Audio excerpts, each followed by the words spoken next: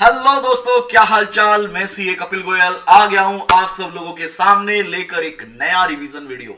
आज वाले वीडियो के अंदर हम कोशिश करेंगे कि हमारे सारे ए कैटेगरी के स्टैंडर्ड कवर हो जाएं और कुछ ऐसे 6 स्टैंडर्ड की कैटेगरी को भी हम लोग कवर करने की कोशिश करेंगे। स्वागत है आप सभी बच्चों का आज के लाइव सेशन के अंदर। फटाफट से ज्वाइन कीजिएगा और मुझे बताइएगा क्या आपको ऑडियो वीडियो क्वालिटी ठीक से आ रही है क्या। जल्दी से आपने मुझे कमेंट करके बताना है so that we can start our today's session. चलो जी स्टार्ट करें। बिल्कुल सर स्टार्ट करो, हम लोग इंतजार कर रहे हैं आपके सेशन का। आई होप आप लोग रिवीजन कर रहे हैं साथ साथ। जो भी मैं आपको क्लास में कवर करवा रहा हूं आपने अगली क्लास को ज्वाइन करने से पहले आपने रिवाइज करना है और उसके बाद नेक्स्ट डे की क्लास को आपने ज्वाइन करना है। अगर आप रिवीजन नहीं करेंगे तो इन सेशन से आप उतना फायदा नहीं उठा पाएंगे जितना आप उठा सकते हैं, जितना फायदा आप गेन कर सकते हैं। तो सभी स्टूडेंट चाहे वो इंटर के हो, इंटर के स्टूडेंट भी और फाइनल के स्टूडेंट भी, अगर आप इन रिवीजन वीडियोस को देख रहे हो तो आपको साथ ही साथ उनका रिवीजन भी करना है 1-1.5 घंटा लगाकर, ताकि आप अच्छे से अगले सेशन को ज्वाइन कर सके। आज का हमारा टारगेट क्या रहने वाला है, आज हम कोशिश करेंगे कि जो मेन भारी भरकम जो स्टैंडर्ड होते हैं उनको हम पहले कवर करें। तो एक बार मैं 2 मिनट वेट कर रहा हूं ताकि सभी स्टूडेंट ज्वाइन कर लें और उसके बाद हम आज का सेशन स्टार्ट करेंगे। आ जाओ जी फटाफट से। साईराम बोल रहे हैं सर ऑडियो वीडियो बिल्कुल ठीक है। और देखते हैं कौन कौन अभी लाइव में आ चुका है। यश, सौरभ, आकाश, बेबी सिंह, शुभा चौधरी, रवि, तन्वी, उसका दीपाली, मोहम्मद, इस्माइल, पलक चौहान, मंत्री, शिवम गोयल, कविता, अंकित आनंद, सभी काफी बच्चे हमारे साथ ज्वाइन कर चुके हैं। फटाफट से एक बार वीडियो को लाइक कर दीजिएगा so that I can understand and I can get your feeling that we all are ready to start the session. फटाफट से वीडियो को लाइक कीजिएगा। आज का टारगेट क्या है बता रहा हूं, टारगेट बता रहा हूं, ठीक है। नहीं हुआ तो भी चलेगा, हो गया तो भी चलेगा। आज हम कोशिश करेंगे कवर करें एस्से नंबर 550, 60, 70, 80, एस्से 600, 10 और एस्से 620। ये स्टैंडर्ड हमारा कवर करने का आज के दिन टारगेट रहेगा। सौरभ जैन बहुत बहुत धन्यवाद आप लोगों का। हाँ जी तो स्टार्ट करें क्लास, बताइएगा स्टार्ट करें आज की क्लास। बिल्कुल sir. Good morning Nikita Agarwal, Komal Agarwal, good morning बेटा। अविनाश कुमार सर स्टार्ट करो प्लीज थोड़ा जल्दी। बिल्कुल अविनाश स्टार्ट कर रहे हैं। देखिएगा आज मैं आपके साथ सबसे पहले एक एस्से कर रहा हूं जिसका नाम है एस्से नंबर 550 रिलेटेड पार्टी। बल्कि मैं बोलूंगा 3 स्टैंडर्ड को हम एक साथ समझ सकते हैं। एस्से 560, 550, 60 और 70। देखिएगा एस्से नंबर 550 जो बात करता है, एस्से नंबर 550 जो बात करता है वो बात करता है किसके ऊपर, सभी को पता है किस चीज के ऊपर बात करता है, रिलेटेड पार्टी पे बात करता है। और एस्से 560 जो बात करता है वो बात करता है सब्सिक्वेंट इवेंट पे। और एस्से नंबर 570 जो बात करता है वो बात करता है गोइंग कंसर्न पे। ठीक है जी, ये 3 स्टैंडर्ड 3 अलग अलग चर्चा करेंगे।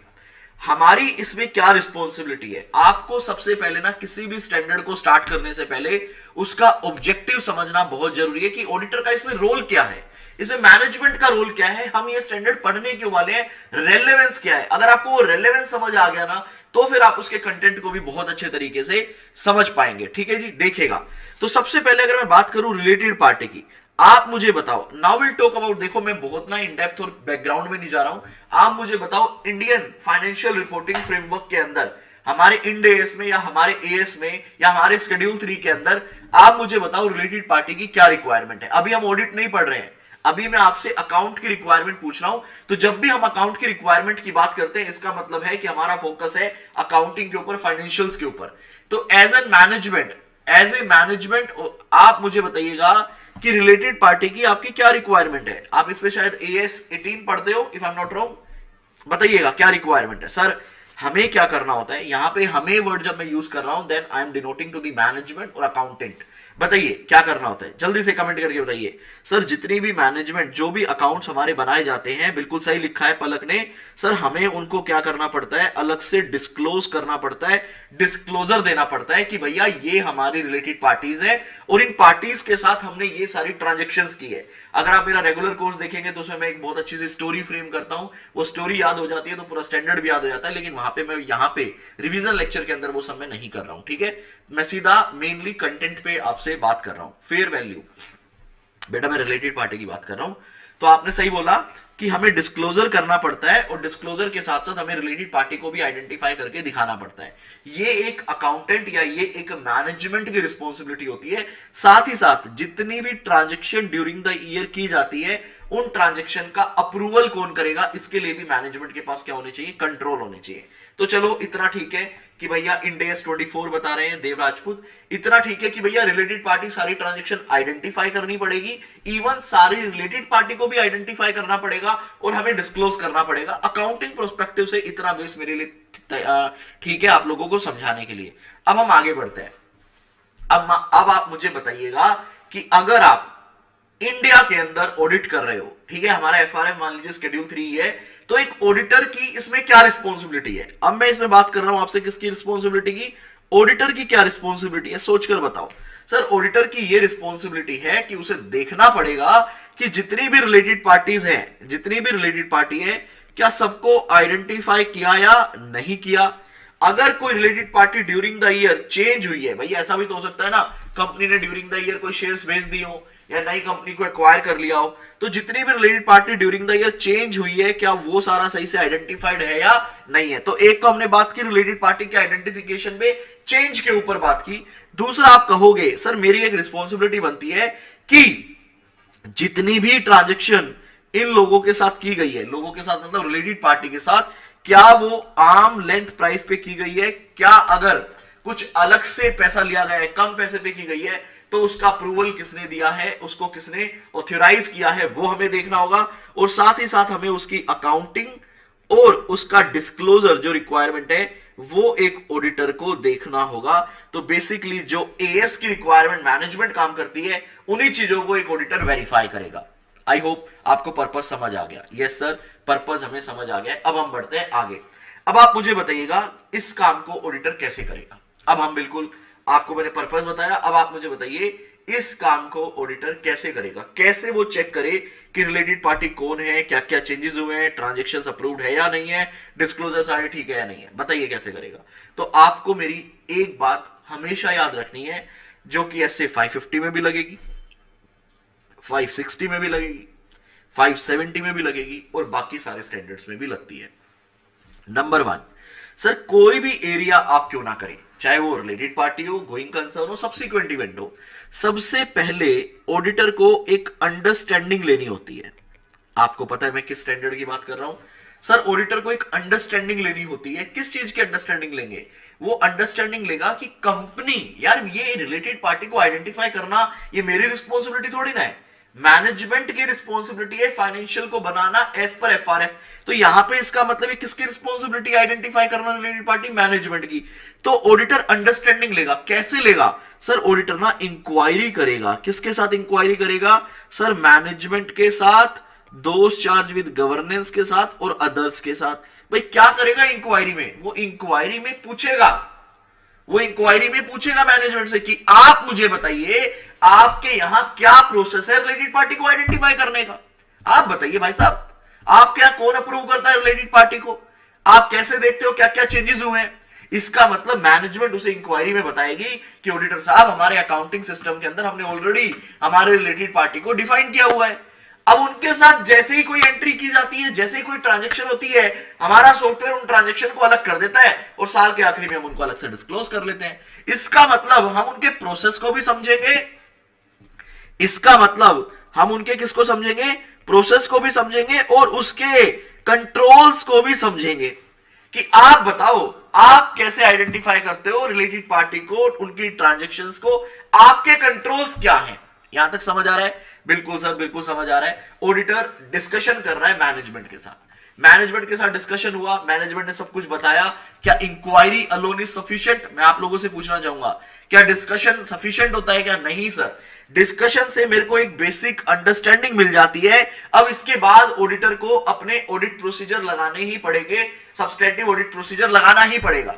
इसमें क्या कर सकते हैं सर? इसके अंदर ऑडिटर क्या कर सकता है? कंपनी की board minutes, recent agreement, last year की कौन कौन सी रिलेटेड पार्टी थी, शेयर्स को एक्वायर हुए, वो सब, इन सारी चीजों को वेरीफाई कर सकता है, इन सारी चीजों को रिव्यू कर सकता है, जिससे उसे यह पता चलेगा कि जो मैनेजमेंट ने रिलेटेड पार्टी बताई है उसके हिसाब से भी वही रिलेटेड पार्टी है, उसको कोई दूसरी ट्रांजेक्शन नहीं मिल रही है। तो जो मैनेजमेंट के द्वारा बताया गया है ऑडिटर को, वो सारी चीजें ऑडिटर को क्या करनी पड़ेगी? वेरीफाई करनी पड़ेगी। आप बिना वेरिफिकेशन के ये नहीं बोल सकते वो एक काम करते हैं, मैनेजमेंट ने जो बताया है ना, एक काम करते हैं उसी को बिलीव कर लेते हैं, उसी को मान लेते हैं, और एक और काम करते हैं क्या, मैनेजमेंट रिप्रेजेंटेशन लेटर ले लेते हैं, मैनेजमेंट से लिखवा के ले लेते हैं कि आपने जो भी रिलेटेड पार्टी बताई है, जो भी ट्रांजेक्शन बताई है, कंप्लीट बताया है और आपने हमसे कुछ भी छुपाया नहीं है। नहीं भैया, ऐसे काम नहीं चलेगा। आप मैनेजमेंट से इंक्वायरी करके अंडरस्टैंडिंग तो लोगे ही लोगे, लेकिन साथ ही साथ आपको भी सब्सटेंटिव ऑडिट प्रोसीजर लगाना पड़ेगा, ये वेरीफाई करने के लिए कि जो मैनेजमेंट ने आपको बताया है वो सही है या नहीं है, उन दोनों के बीच में कोई इनकंसिस्टेंसी तो नहीं है।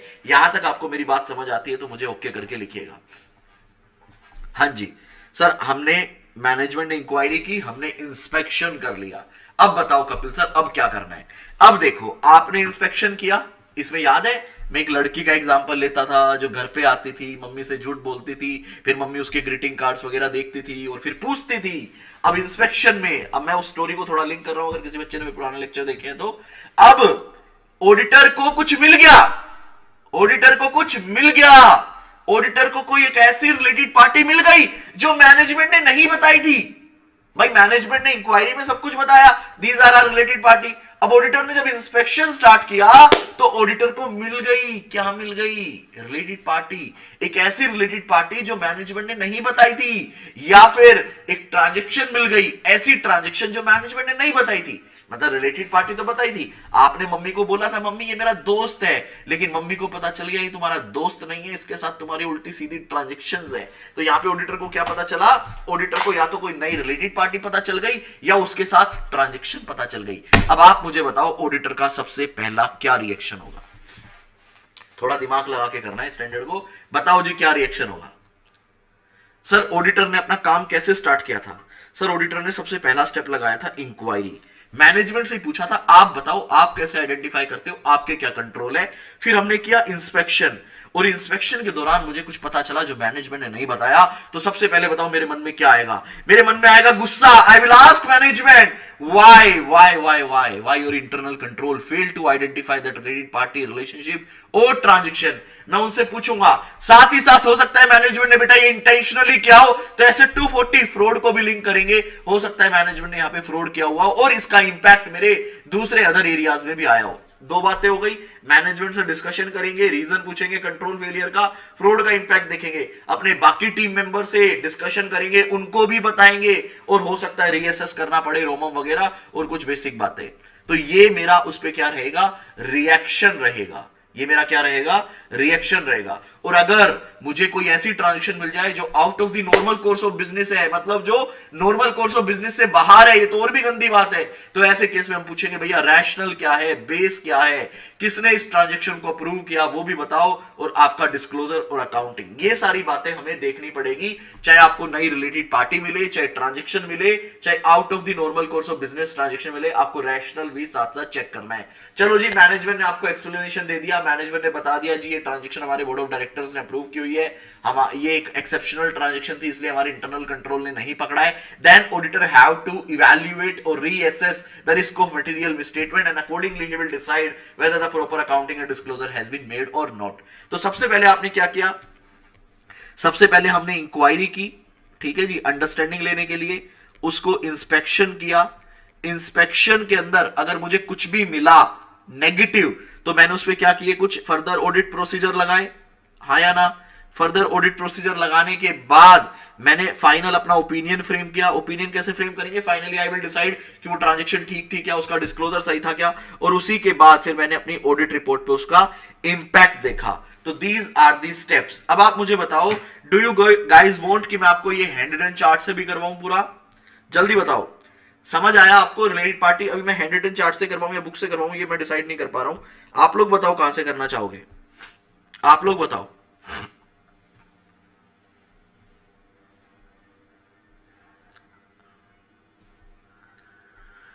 राधे कृष्ण। ये लो जी आपका एसए नंबर 550।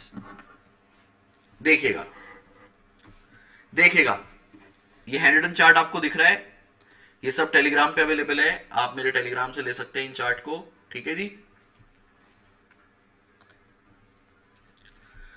ओके सर, हम आपके टेलीग्राम चैनल से इनको ले लेंगे।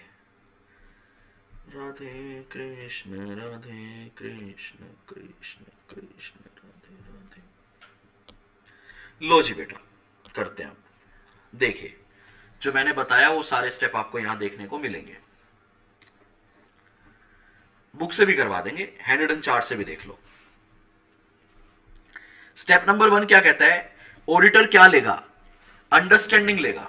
मैं एक बार अभी 5 मिनट के लिए आपके कमेंट नहीं देख रहा हूं, ठीक है, क्योंकि मेरे को सामने चार्ट देखना है। ऑडिटर क्या लेगा जी, ऑडिटर एक अंडरस्टैंडिंग लेगा, किसकी, एंटिटी की रिलेटेड पार्टी रिलेशनशिप और ट्रांजेक्शन, कि आपके रिलेटेड पार्टी कौन कौन है और उनके साथ क्या ट्रांजेक्शन है। इसके लिए ऑडिटर सबसे पहले क्या करेगा सर, ऑडिटर इसके लिए इंक्वायरी करेगा मैनेजमेंट के साथ और अंडरस्टैंड करेगा कंट्रोल्स। क्या क्या इंक्वायरी करेगा, आइडेंटिफिकेशन ऑफ रिलेटेड पार्टी, आपसे मैनेजमेंट से पूछा जाएगा आप रिलेटेड पार्टी कैसे आइडेंटिफाई करते हो, उनके साथ आपका कैसा रिलेशन है, क्या उनके साथ किसी तरह की ट्रांजेक्शन की गई है क्या, उल्टी सीधी ऊपर नीचे वाली कैसे भी, इफ यस आपने रिलेशन और पर्पस देखना है। इतना ही नहीं, इंक्वायरी में आपने क्या क्या जाना, इंक्वायरी में आपने क्या क्या जाना, आइडेंटिफिकेशन कैसे करते हो, रिलेशनशिप क्या है, क्या कोई ट्रांजेक्शन की है क्या। इतना ही नहीं, आपको साथ साथ कंट्रोल को भी समझना पड़ेगा। सर कंट्रोल में क्या समझेंगे कि भैया ऑडिटर विल अंडरस्टैंड कंट्रोल्स, किस चीज के लिए, कि आप कैसे डिस्क्लोज करते हो as per FRF, who will authorise and approve this transactions, ये भी आपको समझना पड़ेगा। ये सारे कंट्रोल आपको देखने पड़ेंगे, ठीक है।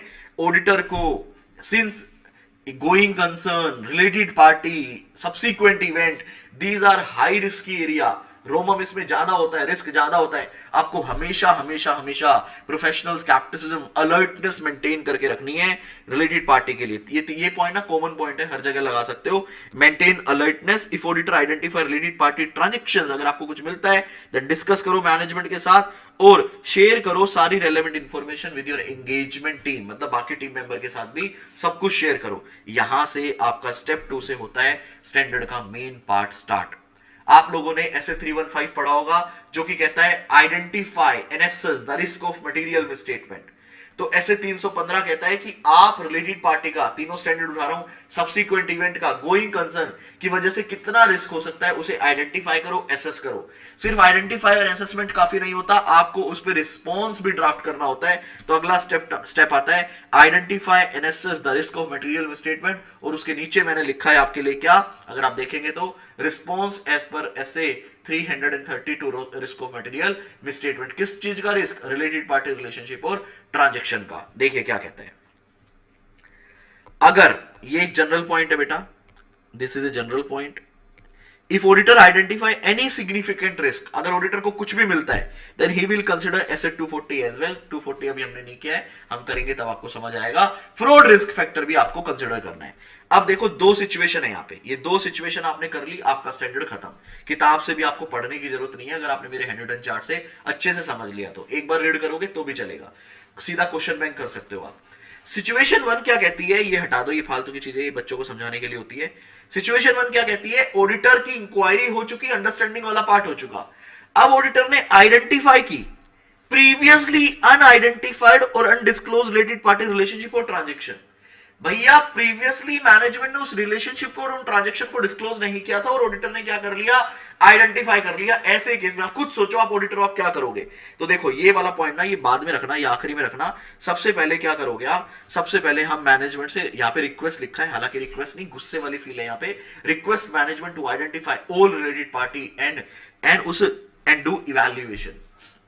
हम मैनेजमेंट से कहेंगे भैया ये एक तो हमें मिल गई, इसका मतलब और भी बहुत सारी ट्रांजैक्शन हो सकती है, you have to identify all the related party. इतना ही नहीं, हम उनसे पूछेंगे, इंक्वायरी करेंगे, management how internal control fail to identify the related party relationship and transaction. आपके कंट्रोल जो आपने अभी अभी बताए थे वो कैसे फेल हो गए इन रिलेटेड पार्टी को आइडेंटिफाई करने के लिए, वो भी हम बेटा मैनेजमेंट से यहाँ पे पूछने वाले हैं। उसके बाद सिर्फ इंक्वायरी सफिशिएंट नहीं होगी, हम करेंगे परफॉर्म करेंगे सफिशिएंट एप्रोप्रिएट परफॉर्म करेंगे सब्सटेंटिव ऑडिट प्रोसीजर और न्यू रिलेटेड पार्टी ट्रांजैक्शन, उसके एविडेंसेस देखेंगे, पर्पस देखेंगे क्यों किया गया, और हम रिकंसिडर करेंगे हमारे रोमम को, और अगर नॉन डिस्क्लोजर इंटेंशनल लगता है तो इंप्लीकेशन देखेंगे ऑडिट पे, मतलब ऐसे 240 को यहां भी कंसिडर किया जाएगा। और फिर पहला पॉइंट, इन सारी बातों को भी पूरी टीम मेंबर के साथ कम्युनिकेट करेंगे। कब? जब हमें कोई नॉन डिस्क्लोज और अनआइडेंटिफाइड रिलेटेड पार्टी रिलेशनशिप और ट्रांजैक्शन मिलता है। इसी के साथ कनेक्टेड केस 2 है, ये समझो पॉइंट ना, इसमें भी आप ऐड कर सकते हो पहले वाली सिचुएशन में भी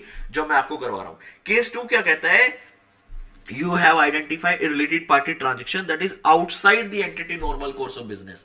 Related party तो आपको पता थी, लेकिन उसके साथ ना कुछ गड़बड़ ट्रांजेक्शन है, फॉरेन ट्रांजेक्शन है, या कोई ऐसी ट्रांजेक्शन है जो नॉर्मल बिजनेस में नहीं होती। ऐसे केस में आप क्या करोगे? तो ऑडिटर क्या करेगा ऐसे केस में? सबसे पहले तो उस ट्रांजेक्शन के ऊपर सब्सटेंटिव ऑडिट प्रोसीजर लगाएगा। सेम है, देखो यहां भी है, perform substantive audit procedure of new related party and transaction. Same point यही है कि आपने ऑडिट प्रोसीजर लगाना है न्यू ट्रांजेक्शन पे। तो इस वाले पॉइंट को अगर आप और फर्दर एक्सप्लेन करना चाहो तो यही पॉइंट है। क्या करेंगे? हम देखेंगे कॉन्ट्रैक्ट और एग्रीमेंट फॉर बिजनेस रैशनल क्या है इस ट्रांजेक्शन का, टर्म्स क्या थी इस ट्रांजेक्शन की, और इसकी accounting of disclosure, accounting and disclosure of transaction. तो अगर कोई student perform substantive audit procedure के अंदर कुछ सब पॉइंट्स भी लिखना चाहे तो these are the sub points कि हम बिजनेस रैशनल देखेंगे, एग्रीमेंट देखेंगे और उसके अकाउंटिंग एंड डिस्क्लोजर देखेंगे। उसके बाद हम सफिशिएंट एप्रोप्रिएट ऑडिट एविडेंस लेंगे that transaction have been appropriately authorised and approved, transaction conducted at a arm length price. ये दो सिचुएशन थी, ये दो सिचुएशन मुझे सभी स्टूडेंट कमेंट करके बताइएगा आपको समझ आई या नहीं आई। एग्जीक्यूशन पे अगर मुझे कुछ मिला तो मैं ये करूंगा। अब बात आती है रिपोर्टिंग की, वो बड़ी सिंपल है, वो रिपोर्टिंग की बड़ी सिंपल सी सिचुएशन है। रिपोर्टिंग स्टेज जहां पे हम ओपिनियन फ्रेम करते हैं, ऑडिटर को फाइनली अब इवैल्यूएट करना है। अगर उसे लगे related party relationship are appropriately account for and disclose, कि भैया जितनी भी रिलेटेड पार्टी है सभी को सही से अकाउंटिंग कर दिया है, डिस्क्लोज कर दिया है, तो हम अनमोडिफाइड ओपिनियन दे देंगे। अगर आपको लगता है कि भैया ट्रू एंड फेयर व्यू नहीं मिल पा रहा है, डिस्क्लोज सही से नहीं किया है, उस केस में हम क्वालिफाइड और एडवर्स ओपिनियन दे देंगे। बाकी कुछ जनरल पॉइंट होते हैं बेटा, 3-4 जनरल पॉइंट है जो आप हर स्टैंडर्ड पे लगा सकते हो। नंबर 1, मैनेजमेंट रिप्रेजेंटेशन लेटर लेना। नंबर 2, जो भी आपकी क्वालिफिकेशन है, जो भी आपके पॉइंट है, वो आप दोस्त चार्ज विद गवर्नेंस से हमेशा डिस्कस करोगे। Communicate with those charge with governance relating to any significant matter in relation to related party. और ऐसे 230 के हिसाब से आपको क्या करना है? डॉक्यूमेंटेशन करना है। अब मैं इसको फटाफट एक बार आपको दिखा देता हूं, कहां से? मेन बुक से। अरे वाह सर, मजा आ गया। लो जी, ये सब फालतू की बातें हैं। ये रहा आपका स्टेप नंबर 1। स्टेप नंबर 1 अगर आप चाहें तो बुक में मेरे साथ साथ लिख सकते हैं। स्टेप नंबर 1 बताओ जी, समझ आया क्या? बताओ, स्टैंडर्ड खत्म हो गया, बुक से 2 मिनट में रीडिंग करवा रहा हूं, समझ आया क्या? ये बताइएगा फटाफट से।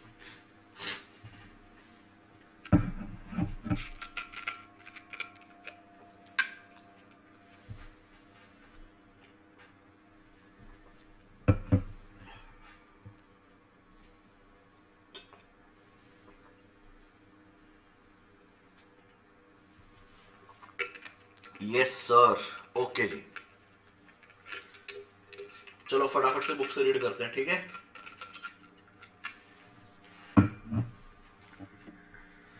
हाँ जी, टेलीग्राम चैनल पे अवेलेबल है सारे हैंड रिटन नोट्स। लो जी, देखिएगा, सबसे पहले क्या होता है? Risk assessment procedure and related activity. हम अंडरस्टैंडिंग लेते हैं। हम क्या लेते हैं? अंडरस्टैंडिंग लेते हैं बेटा, ठीक है? तो वही है, देखो पॉइंट जो आपने हैंड रिटन चार्ट में कवर किए हैं। The auditor shall inquiry of management regarding, आप इंक्वायरी करेंगे किसके लिए? The identity of the entity related party including changes from the prior period, कि भैया कौन कौन सी रिलेटेड पार्टी है और पिछले साल से कौन कौन सी चेंज हुई है, उनके साथ आपका nature of relationship, and whether the entity entered into any transaction with this related party during the period, if yes type and purpose of the transaction. तो आपने इंक्वायरी में 3 पॉइंट देखने हैं, कौन कौन से? आप आइडेंटिटी, नेचर ऑफ रिलेशनशिप, और अगर कोई ट्रांजैक्शन हुई है तो उसका टाइप एंड पर्पस। सिर्फ इतना ही नहीं, आपने कंट्रोल्स को भी अंडरस्टैंड करना है। The auditor shall inquiry of management others within the entity and perform other risk assessment procedure, किसके लिए? Consider appropriate to obtain an understanding of the controls. बेटा कीवर्ड बड़े याद होनी चाहिए आपको। आपको कंट्रोल्स की भी अंडरस्टैंडिंग लेनी होगी। कंट्रोल में क्या देखेंगे कि भैया मैनेजमेंट कैसे आइडेंटिफाई एंड अकाउंट फॉर करती है, डिस्क्लोज करती है related party relationship and transaction in accordance with FRF, कौन अथॉराइज एंड अप्रूव करता है ये भी कंट्रोल देखना है, the significant transaction arrangement with the related party and authorise and approve significant transaction arrangement outside the normal course of business, ये control भी आपको समझने पड़ेंगे। तो ये क्या हो गया, अंडरस्टैंडिंग ऑफ कंट्रोल, कंट्रोल की अंडरस्टैंडिंग, ये क्या हो गया आपका रिलेटेड पार्टी की अंडरस्टैंडिंग। तो क्वेश्चन 1 क्या हो गया भैया, अगर क्वेश्चन आंसर फॉर्म में जाऊं तो क्वेश्चन 1 हो गया आपका रिस्क असेसमेंट प्रोसीजर अंडरस्टैंडिंग। दो चीजों की अंडरस्टैंडिंग लेनी है, एक रिलेटेड पार्टी की, फिर उसके कंट्रोल की। टोटल पॉइंट कितने हैं, 6। पहला पॉइंट है identity of related party and changes from prior period, nature of relationship और transaction entered, then type and purpose. फिर उसके बाद कंट्रोल आता है, how you identify account and disclose the related party, who authorize and approve the related party and who authorize and approve the outside normal course of business transaction. फिर उसके बाद general point आता है, क्या आपने alertness maintain करनी है, ये एक जनरल पॉइंट है। हाउ यू विल आइडेंटिफाई, जब आपने इंस्पेक्शन करना है, मैं यहां लिख भी देता हूं इंस्पेक्शन, इंक्वायरी के बाद जब आप इंस्पेक्शन करेंगे, डॉक्यूमेंट्स देखेंगे, तो आप क्या क्या रिकॉर्ड को वेरीफाई कर सकते हो, देख सकते हो। तो यहां लिख दो note covered in chart, note covered in hand written chart. पता होना चाहिए ना कि अगर आप बुक पूरी ना छोड़ दो कहीं, तो आप क्या क्या डॉक्यूमेंट देखोगे। तो यहां ये सारे एग्जाम्पल है बेटा, बहुत सारे ढेर सारे एग्जाम्पल है, आप और भी अपने हिसाब से बना सकते हो कि एंटिटी की इनकम टैक्स रिटर्न देख सकते हैं, रेगुलेटरी अथॉरिटीज देख सकते हैं, शेयर होल्डर रजिस्टर देख सकते हैं, उसके बाद इन्वेस्टमेंट रजिस्टर देख सकते हैं, कॉन्ट्रैक्ट्स एंड एग्रीमेंट देख सकते हैं, जहां से हमें एक आइडिया लग जाए कि कोई रिलेटेड पार्टी ट्रांजेक्शन या रिलेटेड पार्टी है या नहीं है। तो ये दूसरा क्वेश्चन था आपका। उसके बाद अब भैया हमने इंक्वायरी कर ली, मैं इंस्पेक्शन किया मैंने इन सब डॉक्यूमेंट को। अब इन सब डॉक्यूमेंट को इंस्पेक्शन करने के बाद दो सिचुएशन मिल सकती है। तो यहां पे देखो सिचुएशन नंबर 1 ये कहता है, ये वही है जो मैंने समरी बनाई है, आइडेंटिफाई एनएसएस रोमम, और उसके अगेंस्ट क्या है, रिस्पॉन्स ऑन रोमम। ठीक है, पढ़ लो heading. Identification and assessment of the risk of material misstatement associated with the related party relationship and transaction, यहां पे खत्म। फिर आता है response to the ROMM and related party relationship and transaction, छोड़ सकते हो आप। सिचुएशन नंबर 1 ये रही, ये वही है जो हमने चार्ट में कवर किया। क्या कहता है, आइडेंटिफिकेशन ऑफ प्रीवियसली अनआइडेंटिफाइड और अनडिस्क्लोज रिलेटेड पार्टी। तो आप क्या करोगे, तो पहला पॉइंट क्या था, प्रोमोटली कम्युनिकेट करेंगे टीम को। अगर एफआरएफ की रिक्वायरमेंट है रिलेटेड पार्टी के लिए तो रिक्वेस्ट करेंगे मैनेजमेंट को टू आइडेंटिफाई ऑल ट्रांजैक्शन, और इंक्वायरी करेंगे why control over related party failed. उसके बाद तीनों पॉइंट सेम है जो हमने हैंड रिटन चार्ट से किए थे। ठीक है, दूसरी सिचुएशन क्या थी कि हमें outside the normal course of business मिल गई। तो मैंने आपको क्या बताया था, अंडरलाइन कॉन्ट्रैक्ट और एग्रीमेंट देखना है, बिजनेस रैशनल देखना है, टर्म्स ऑफ ट्रांजैक्शन देखना है, और ट्रांजैक्शन देखना है आपने सही से अप्रोप्रिएटली डिस्क्लोज हुआ या नहीं हुआ।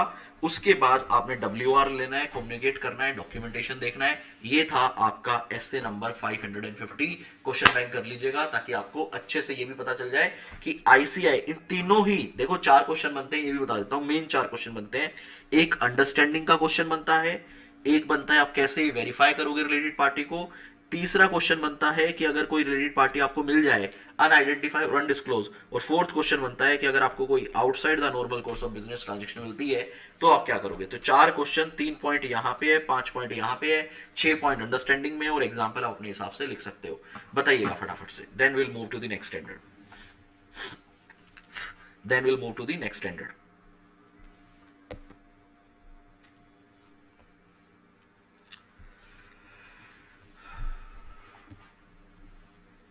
डन सर, दीपाली का आ गया, done done done done sir. लो जी, अब हम कर रहे हैं ऐसे, पानी पी लेते हैं थोड़ा सा,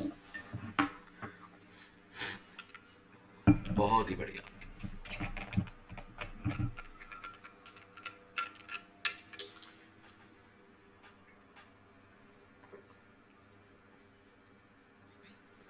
अच्छा एक बात बताइए सभी स्टूडेंट कमेंट करके, क्या इन वीडियो से मैं स्टैंडर्ड वाइज वीडियो को निकलवा के अलग से भी यूट्यूब पे डलवा दूं क्या, अपलोड करवा दूं क्या, ताकि जिन बच्चों के पास 3-3 घंटे का समय नहीं है, 2-2 घंटे का समय नहीं है, एटलीस्ट वो आधे घंटे में 20-20 मिनट में स्टैंडर्ड को रिवाइज कर लेंगे। बताओ जी, क्या इन स्टैंडर्ड को हम निकाल के वीडियो से अलग से भी यूट्यूब पे अपलोड कर दें, ऐसे 200 से लेके SRS ऐसे ही सारे।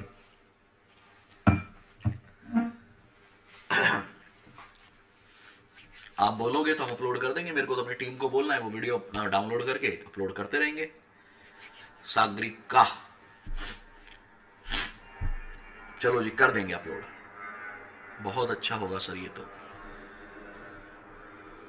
सर इस वीडियो को ऐसे वाइज डिवाइड कर दीजिए, कर देंगे बेटा, ठीक है। लो जी, अब अगला स्टैंडर्ड करते हैं। सेम देखो, सारे पॉइंट सेम रहेंगे जो आपने एसए 550 में देखे हैं, मतलब वही अंडरस्टैंडिंग का प्रोसीजर रहेगा, इंक्वायरी करनी पड़ेगी, मैनेजमेंट का प्रोसेस देखना पड़ेगा, सारे पॉइंट हमेशा सेम रहते हैं, बस आपको अपना जजमेंट लगाना होता है। अब हम अगले स्टैंडर्ड पे आ गए जो कि है हमारा एसए 560, जो कि बात करता है सब्सीक्वेंट इवेंट की।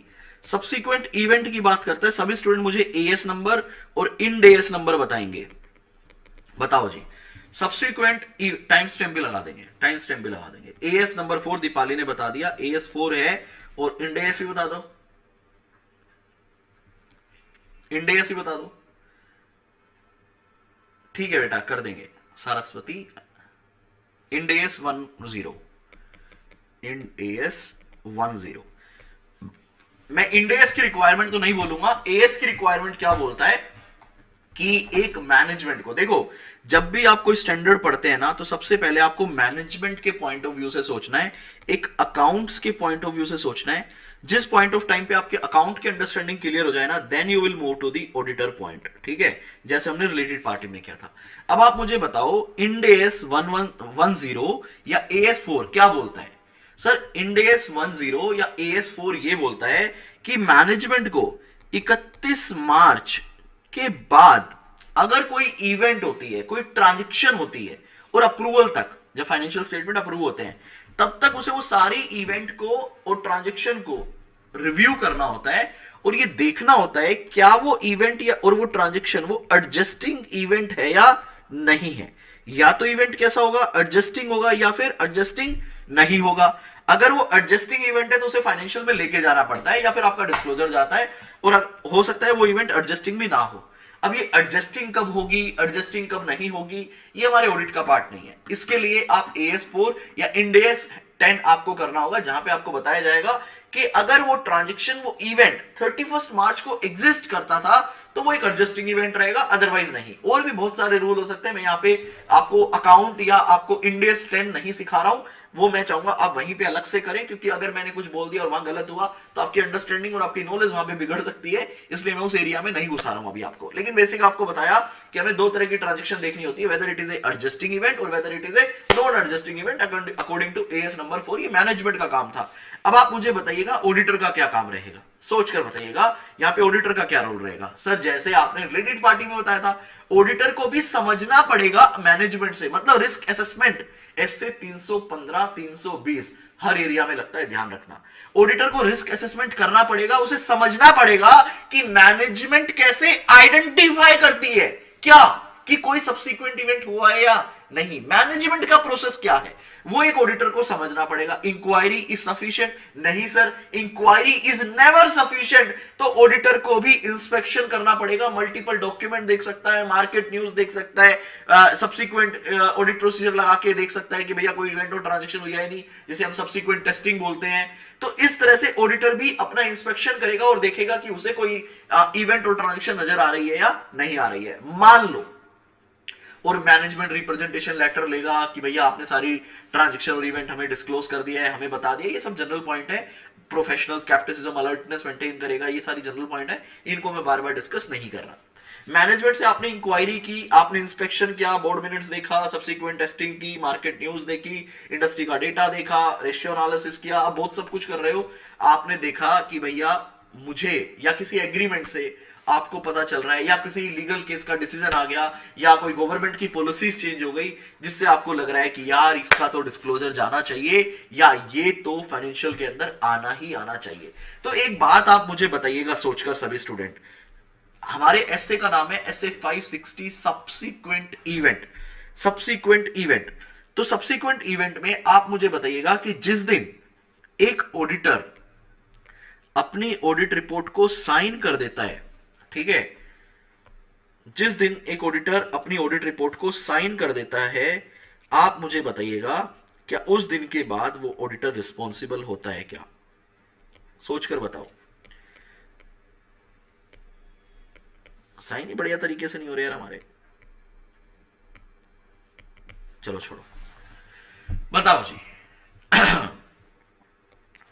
जिस दिन हमने ऑडिट रिपोर्ट हमारी साइन कर दी, क्या उस दिन के बाद एक ऑडिटर अपनी ऑडिट रिपोर्ट के लिए रिस्पॉन्सिबल माना जाएगा? नहीं सर, नहीं माना जाएगा। हमारी जिम्मेदारी खत्म हो जाती है जिस दिन हम ऑडिट रिपोर्ट को साइन कर देते हैं। लेकिन एक बात बताओ, अगर मैंने ऑडिट रिपोर्ट साइन नहीं की, अभी ऑडिट रिपोर्ट साइन नहीं हुई है, 31 मार्च को फाइनेंशियल बने थे और ऑडिट रिपोर्ट तो मान लो कहीं मई में जाके साइन होगी, मैं अप्रैल में ऑडिट कर रहा हूं और मुझे यहां पर कुछ मिला, तो क्या वो एडजस्ट होना चाहिए? डेफिनेटली होना चाहिए। तो इसके लिए मैंने क्या किया हुआ है, आप लोगों के लिए एक प्यारा सा ये हैंड रिटन चार्ट बना रखा है। आप लोग देखिए कि आपको ये दिख रहा है क्या, मुझे बताइएगा। अभी मैं कमेंट नहीं देख रहा बेटा, मेरे को बड़ी स्क्रीन पे चार्ट देखना होता है बेसिकली, वो विजिबल है या नहीं।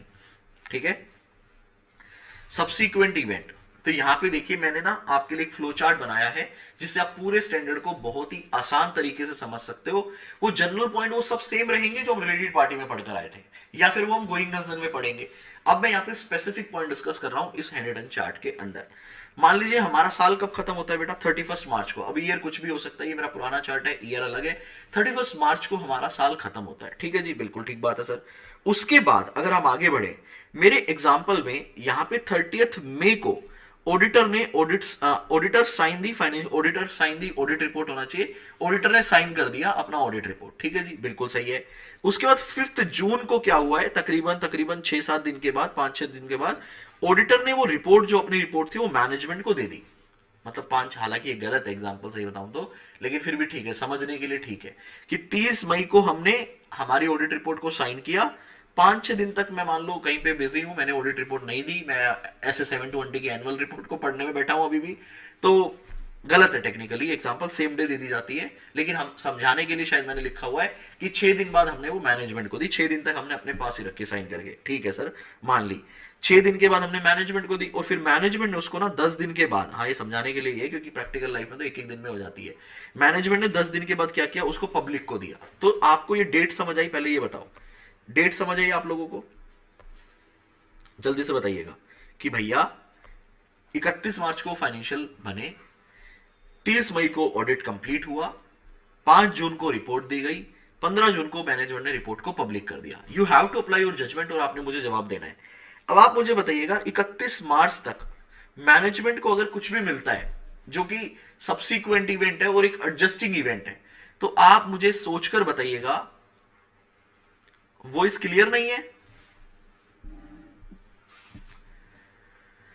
वॉइस क्लियर नहीं है क्या? सही बताना एक बार। क्लियर है वॉइस, ठीक है। देखिएगा, अगर फाइनेंशियल स्टेटमेंट 31 मार्च तक कुछ भी मिलता है तो क्या कोई दिक्कत वाली बात है? सर कोई भी दिक्कत वाली बात नहीं है, कोई भी दिक्कत वाली बात नहीं है। मैनेजमेंट क्या कर देगी, एडजस्ट कर देगी सिग्निफिकेंट इवेंट को एज पर एफआरएफ। यहां पे एफआरएफ क्या है, या तो AS4 हो सकता है आपका, या फिर आपका इंड AS 10 हो सकता है। जो भी रिक्वायरमेंट है मैनेजमेंट उसके हिसाब से डिस्कस कर लेगी। ऑडिटर को भी अगर कुछ मिला है वो डिस्कस करेगा मैनेजमेंट के साथ और एडजस्ट करवा लेगा अकॉर्डिंगली। यहाँ पे किसी भी तरह की कोई भी दिक्कत वाली बात नहीं है। एग्जाम्पल मैंने लिखे हुए, लेकिन मैं भी डिस्कस नहीं कर रहा क्योंकि मुझे नहीं लगता रिवीजन वीडियो में एग्जाम्पल को सारा डिस्कशन करने की जरूरत है। ठीक है, हम सिचुएशन को डिस्कस कर रहे हैं डायरेक्टली। अब आ गए 30 मई को। 30 मई को हमने क्या किया, हमारी ऑडिट रिपोर्ट को साइन कर दिया। तो आप मुझे बताइएगा, जिस दिन मैं ऑडिट रिपोर्ट को साइन कर देता हूं, क्या उस दिन से मेरी कोई रिस्पॉन्सिबिलिटी रहती है? नहीं। तो देखो जनरली मैंने क्या लिखा है, नो रिस्पॉन्सिबिलिटी ऑफ ऑडिटर। अब मेरी कोई रिस्पॉन्सिबिलिटी नहीं है, लेकिन मुझे एक ऐसा सब्सिक्वेंट इवेंट मिला है जो बहुत मटेरियल है। अगर ये इवेंट मुझे पहले मिला होता तो मेरी ओपिनियन चेंज हो सकती थी। अगर ये इतना मटेरियल है, देन हम क्या करेंगे, हम मैनेजमेंट से डिस्कस करेंगे कि मैनेजमेंट जी आप इसको एडजस्ट करो। और मैनेजमेंट क्या करेगी बेटा, या तो एडजस्ट कर देगी तो बहुत अच्छी बात है, हम भी उस एडजस्टमेंट के ऊपर अपना ऑडिट प्रोसीजर लगा लेंगे। रिपोर्ट मैंने साइन नहीं की है, मेरे पास ही है, तो मैं रिपोर्ट को चेंज कर लूंगा, कोई दिक्कत वाली बात नहीं है, क्योंकि अपने पास ही है ना भी तो अपना सामान।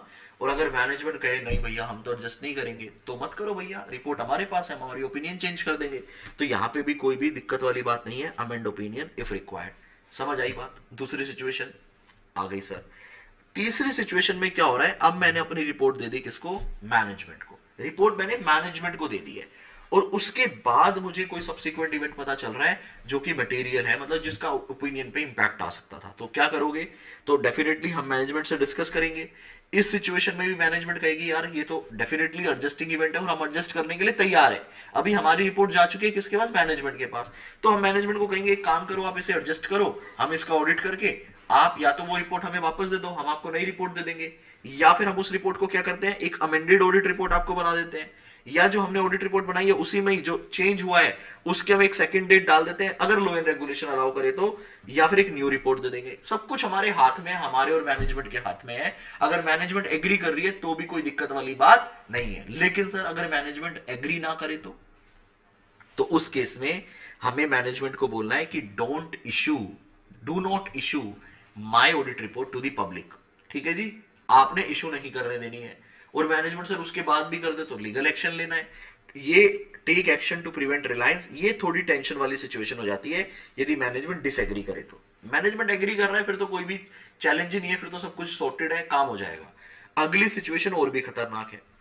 अब मैनेजमेंट ने वो रिपोर्ट ऑलरेडी पब्लिक कर दी है, भिजवा दी है पब्लिक में, और उसके बाद आपको कुछ पता चल रहा है। तो जनरल आंसर तो सेम रहेगा, देखो तीनों सिचुएशन में हमारी कोई रिस्पॉन्सिबिलिटी नहीं होती साइन होने के बाद, लेकिन फिर भी इवेंट वो बहुत ही मटेरियल है तो क्या करेंगे, तो दोबारा मैनेजमेंट से डिस्कस करेंगे। अगर मैनेजमेंट कहती है भाई साहब, ऑडिटर साहब, ये तो बड़ा सिग्निफिकेंट इवेंट है, इसे तो एडजस्ट करना ही था, तो आप मैनेजमेंट को क्या बोलोगे, ठीक आप एक काम करो, फाइनेंशियल स्टेटमेंट को अमेंड करो, मैं दोबारा से ऑडिट करूंगा, नई रिपोर्ट बनाऊंगा। Now you have to make sure जितने भी लोगों को पुरानी रिपोर्ट बनी थी, मिली थी, सबको न्यू रिपोर्ट मिले। Ask to amend financial statement, issue new audit report, confirm each one receive the amended report। देखो हर सिचुएशन में अगर मैनेजमेंट आपके साथ है, मैनेजमेंट एग्री कर रही है, फिर तो कोई भी दिक्कत वाली बात नहीं है, कोई ना कोई सोल्यूशन आप दोनों मिलकर निकाल ही लोगे। लेकिन अगर इस सिचुएशन में भी मैनेजमेंट डिसएग्री कर जाती है तो आपको क्या करना पड़ेगा, आपको लीगल ओपिनियन लेनी पड़ेगी टू प्रिवेंट रिलायंस। ये और भी ज्यादा वाली सिचुएशन, टेंशन वाली सिचुएशन है। क्यों? क्योंकि यार रिपोर्ट ऑलरेडी पब्लिक के पास है, तो आपको देखना पड़ेगा ऐसी सिचुएशन में आपको क्या करना पड़ेगा। तो ये चार अलग अलग सिचुएशन के अंदर मैंने इस पूरे स्टैंडर्ड को डिवाइड किया है। अब आप मुझे बताइएगा ये चारों सिचुएशन आपको क्लियर है या नहीं। सर क्लियर है हमें। अब चलते हैं बुक पे। लो जी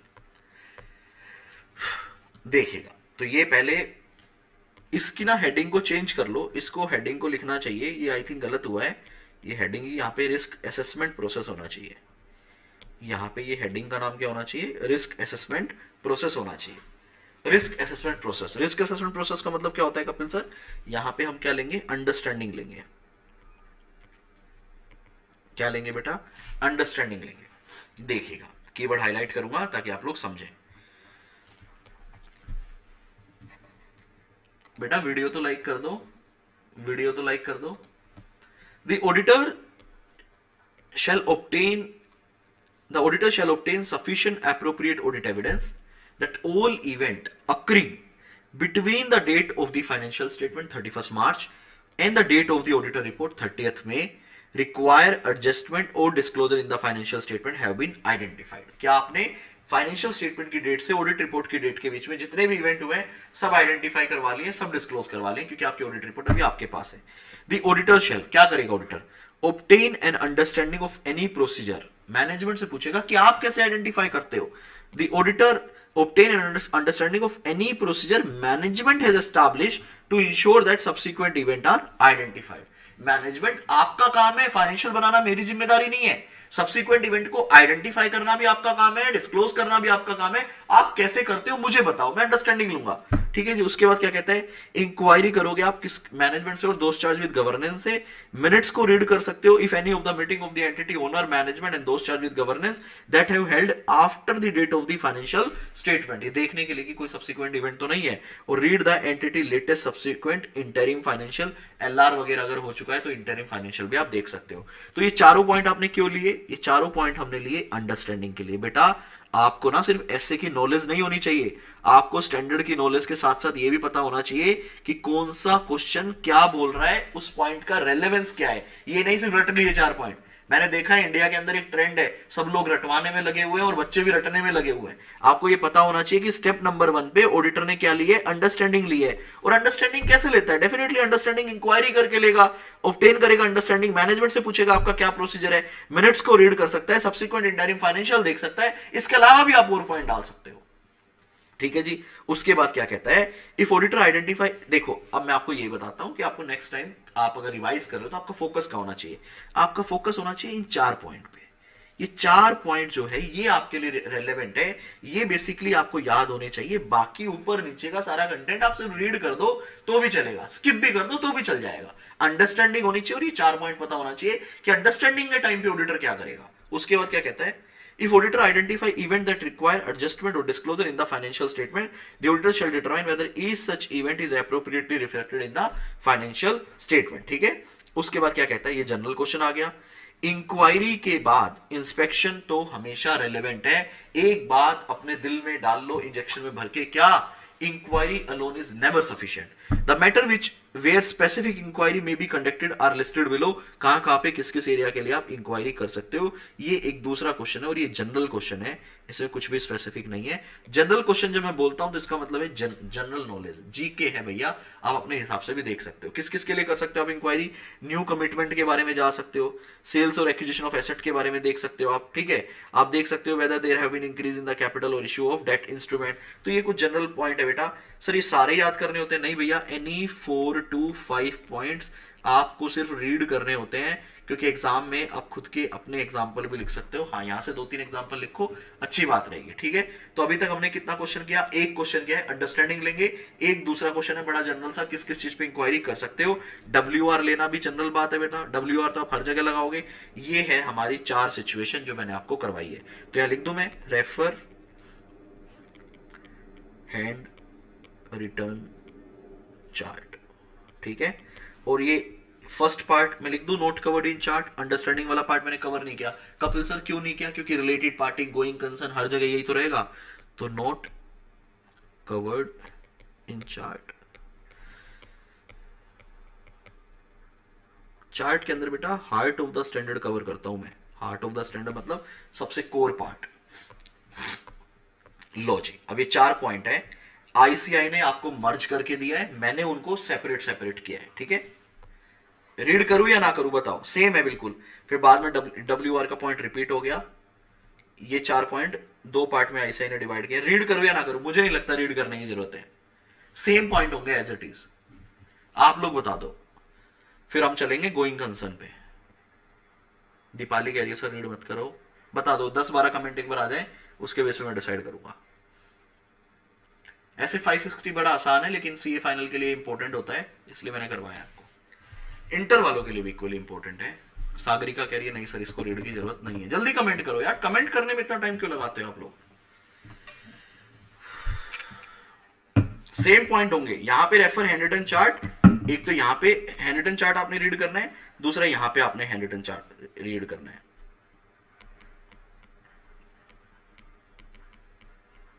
सर ये आप क्यों लिख रहे हो? वो इसलिए लिख रहा हूं कि आप अगर हैंड रिटन चार्ट को देखकर यहां पे आएंगे ना तो सब कुछ आपको प्लेन लगेगा। नो नीड, सभी कह रहे हैं नो नीड।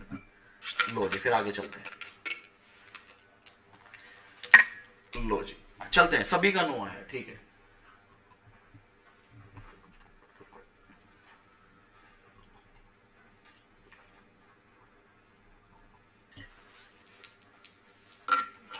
ठीक है बेटा। Do you guys need a 2 minute break? बताओ, 2 मिनट का ब्रेक चाहिए? पोल करता हूं इसके लिए।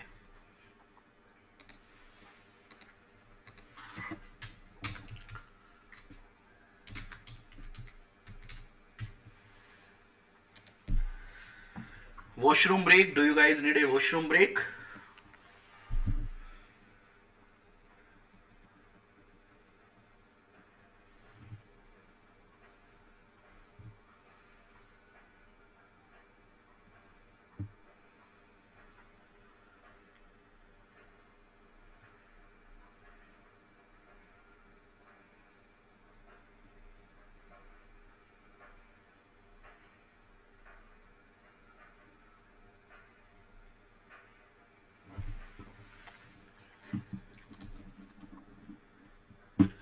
ले लीजिए, 2 मिनट का ब्रेक ले लीजिए सभी स्टूडेंट्स।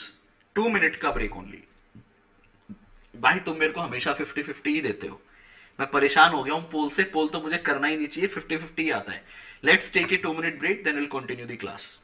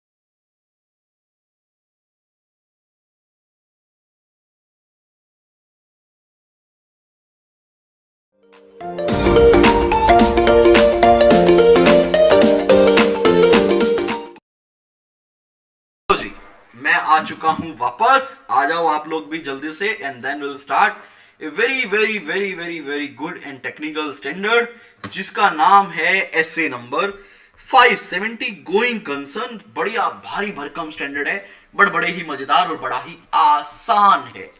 आ जाओ फटाफट से, आ जाओ जल्दी से आओ और मुझे बोलो सर वापस आ गए हैं। ट्रेलर बढ़िया लगता है आपको? ट्रेलर बढ़िया लगता है हमारा? ट्रेलर अपडेट होना चाहिए, पुराना ही चल रहा है सब। देखो मैं आपको एक चीज दिखाऊं, ये अगर आप रैंकर का बैनर भी देखते हो, ये वाला, ये 3 अटेम्प्ट पुराना बैनर है, यही चल रहा है।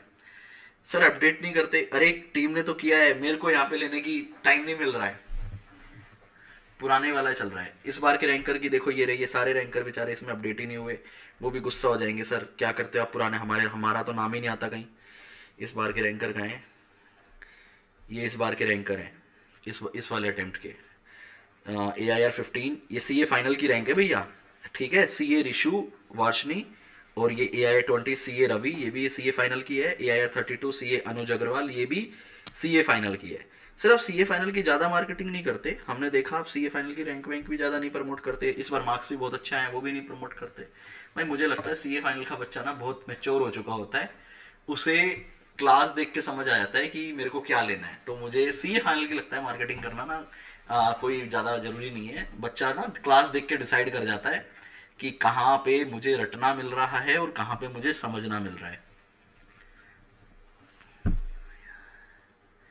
अरे यार ये तुम पूनम के पीछे क्यों पड़ गए? अमनदीप कुमार, पूनम उतना तो उसके बंदे ने भी टेंशन नहीं लिया होगा जितना तुम ले रहे हो, टेंशन ना लो तुम इतनी। लो जी अब हम स्टार्ट कर रहे हैं बेटा एसे नंबर 570 जिसका नाम है गोइंग कंसर्न। जिसका नाम क्या है? Going concern. लो जी अब आपस से वही बातें करते हैं जो तो हमने की थी पीछे। गोइंग कंसर्न, गोइंग कंसर्न, एक बात बताइएगा, इसमें गोइंग कंसर्न में मैनेजमेंट की क्या रिस्पॉन्सिबिलिटी होती है, सभी बताइएगा। सर मैनेजमेंट ये देखते हैं, चलो फटाफट से करते हैं, ज्यादा टाइम पास नहीं करते हैं।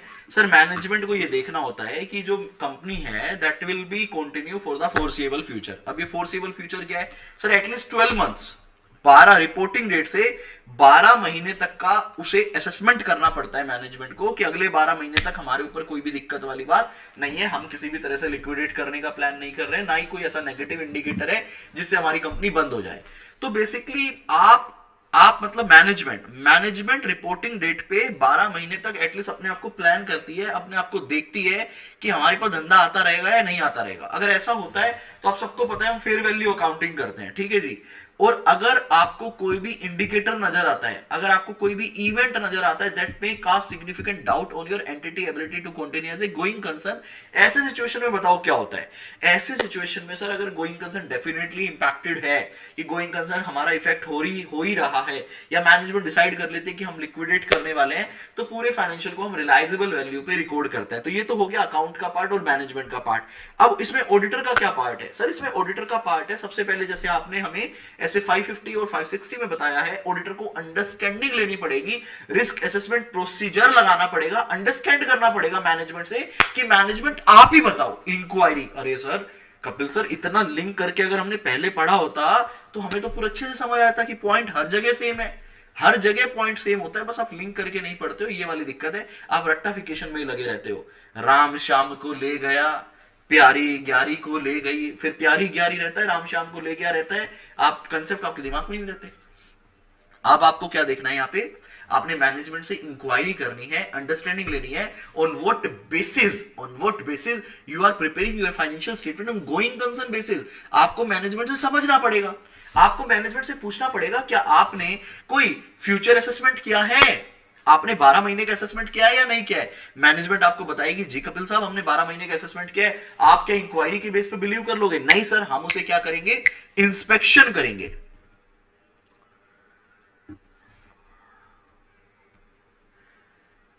अरे यार पहले तो ये बताओ, ये आवाज में कितने बच्चों को दिक्कत है, प्लीज फटाफट से।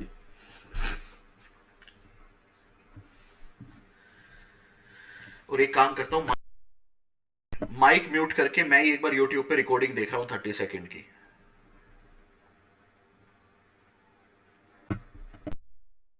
ये बच्चा 2 बार आ चुका सेम बात बोलने के लिए ना, तो यार मैं ही सुन लेता हूं यूट्यूब पे।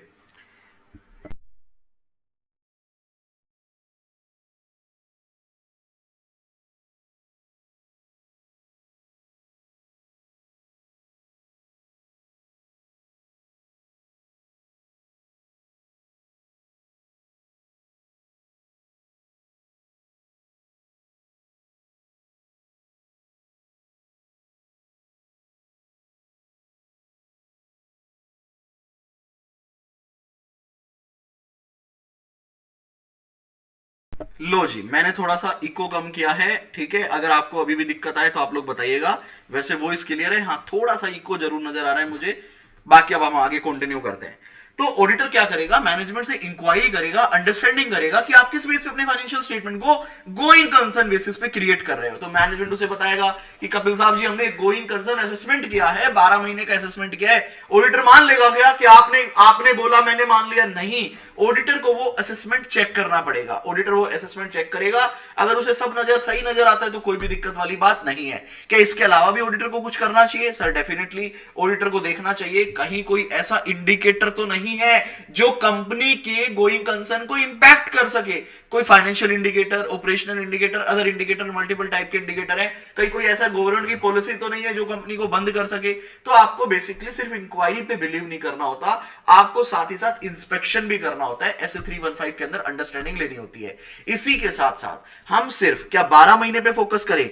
हम क्या मैनेजमेंट से ये बोले कि भैया एक काम करो, आप सिर्फ 12 महीने का असेसमेंट बता दो फ्यूचर का? नहीं सर, हम एटलीस्ट इंक्वायरी जरूर करेंगे कि आप हमें 12 महीने के बियॉन्ड का आपके पास कुछ है तो वो भी बता दो। मान लो कंपनी 14 महीने के बाद बंद होने वाली है, तो हम कंपनी से सिर्फ 12 महीने का डिस्कशन नहीं करते हैं, हम कंपनी से बियॉन्ड 12 मंथ भी डिस्कशन करते हैं, इंक्वायरी करते हैं। अब आप मुझे बताइएगा, ऑडिटर जब इंस्पेक्शन कर रहा है, ऑडिटर जब इंस्पेक्शन कर रहा है और उसे कोई एक इंडिकेटर मिल जाता है, बेटा ये स्टैंडर्ड समझना बहुत जरूरी है, उसे कोई एक इंडिकेटर मिल जाता है, तो आप मुझे बताइए ऐसी सिचुएशन में ऑडिटर क्या करेगा? ऐसी सिचुएशन में ऑडिटर क्या करेगा? सर ऑडिटर मैनेजमेंट से डिस्कस करेगा, बड़ी सिंपल बात है। ऐसी सिचुएशन में ऑडिटर क्या करेगा? सर ऑडिटर मैनेजमेंट से डिस्कस करेगा। एक चीज और कम करता हूं मैं, अगर आपकी को थोड़ी सी कम हो जाए तो। लो जी, हेलो हेलो हेलो। ऐसे सिचुएशन में क्या करेगा? सर मैनेजमेंट से डिस्कस किया जाएगा कि भैया ये इंडिकेटर मिला है एंड दैट इंडिकेटर में इंपैक्ट योर गोइंग कंसर्न। ठीक है जी, तो इस केस में अब मैनेजमेंट क्या करेगी बताओ? सर मैनेजमेंट अपने प्लान्स बताएगी ऑडिटर को कि भैया मिटिगेटिंग फैक्टर बताएगी, कि भैया these are the mitigating factor, future cash flow हो सकता है, कुछ नए एग्रीमेंट हो सकते हैं। तो एक बात बताओ, जब मैनेजमेंट अपने प्लान्स बता रही है ऑडिटर को, वापस से इंक्वायरी आ गया क्या? देखो 2 इंक्वायरी है यहाँ पे, 2 इंक्वायरी है, कुछ बच्चे कंफ्यूज हो जाते हैं यहाँ पे आके। पहली इंक्वायरी की क्यों की बताओ? रिस्क असेसमेंट के लिए, ठीक है, रैप रोमम निकालते हैं ना, अब रिस्पॉन्स भी ड्राफ्ट कर रहे हैं। फिर हमने इंस्पेक्शन किया और इंस्पेक्शन के टाइम पे हमें कोई इंडिकेटर मिला, तो अब इंडिकेटर के टाइम पे वापस से मैं डिस्कस कर रहा हूं वापस से डिस्कस कर रहा हूं, या इसको हम क्या बोल सकते हैं, वापस से इंक्वायरी कर रहा हूं। यहां क्यों कर रहा हूं? क्योंकि यहां मैं मैनेजमेंट के प्लान्स जानना चाह रहा हूं कि आपके क्या प्लान्स हैं, आप कैसे इन इंडिकेटर्स के अगेंस्ट या इस सिचुएशन के अगेंस्ट आप अपने आप को ओवरकम करेंगे। मैनेजमेंट आपको अपने प्लान बताएगी, फ्यूचर को कैश फ्लो बताएगी, जजमेंट्स बताएगी, एस्टिमेट जो के होंगे वो करे होंगे।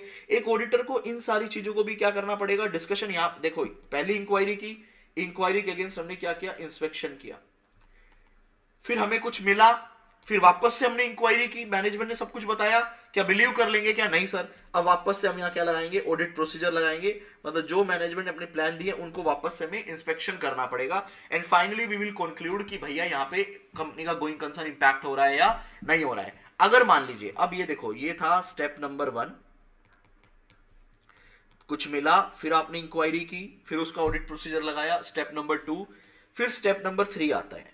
इसमें 4 स्टेप आएंगे। स्टेप नंबर 3, अगर आपको ऑडिटर को कोई ऐसा सिग्निफिकेंट इवेंट मिलता है that may cast doubt on the company's going concern. तो ऐसी सिचुएशन में क्या होगा बताओ सर? हमारा एएस बोलता है ऐसी सिचुएशन में कंपनी को क्या करना पड़ेगा बताओ भैया?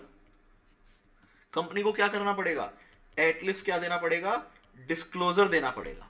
कंपनी को क्या देना पड़ेगा? डिस्क्लोजर देना पड़ेगा। और ये भी लिखना पड़ेगा कि हो सकता है will not be able to realise our assets and discharge our liability. Clearly लिखना पड़ेगा। बेसिकली कंपनी को एक डिस्क्लोजर देना पड़ेगा।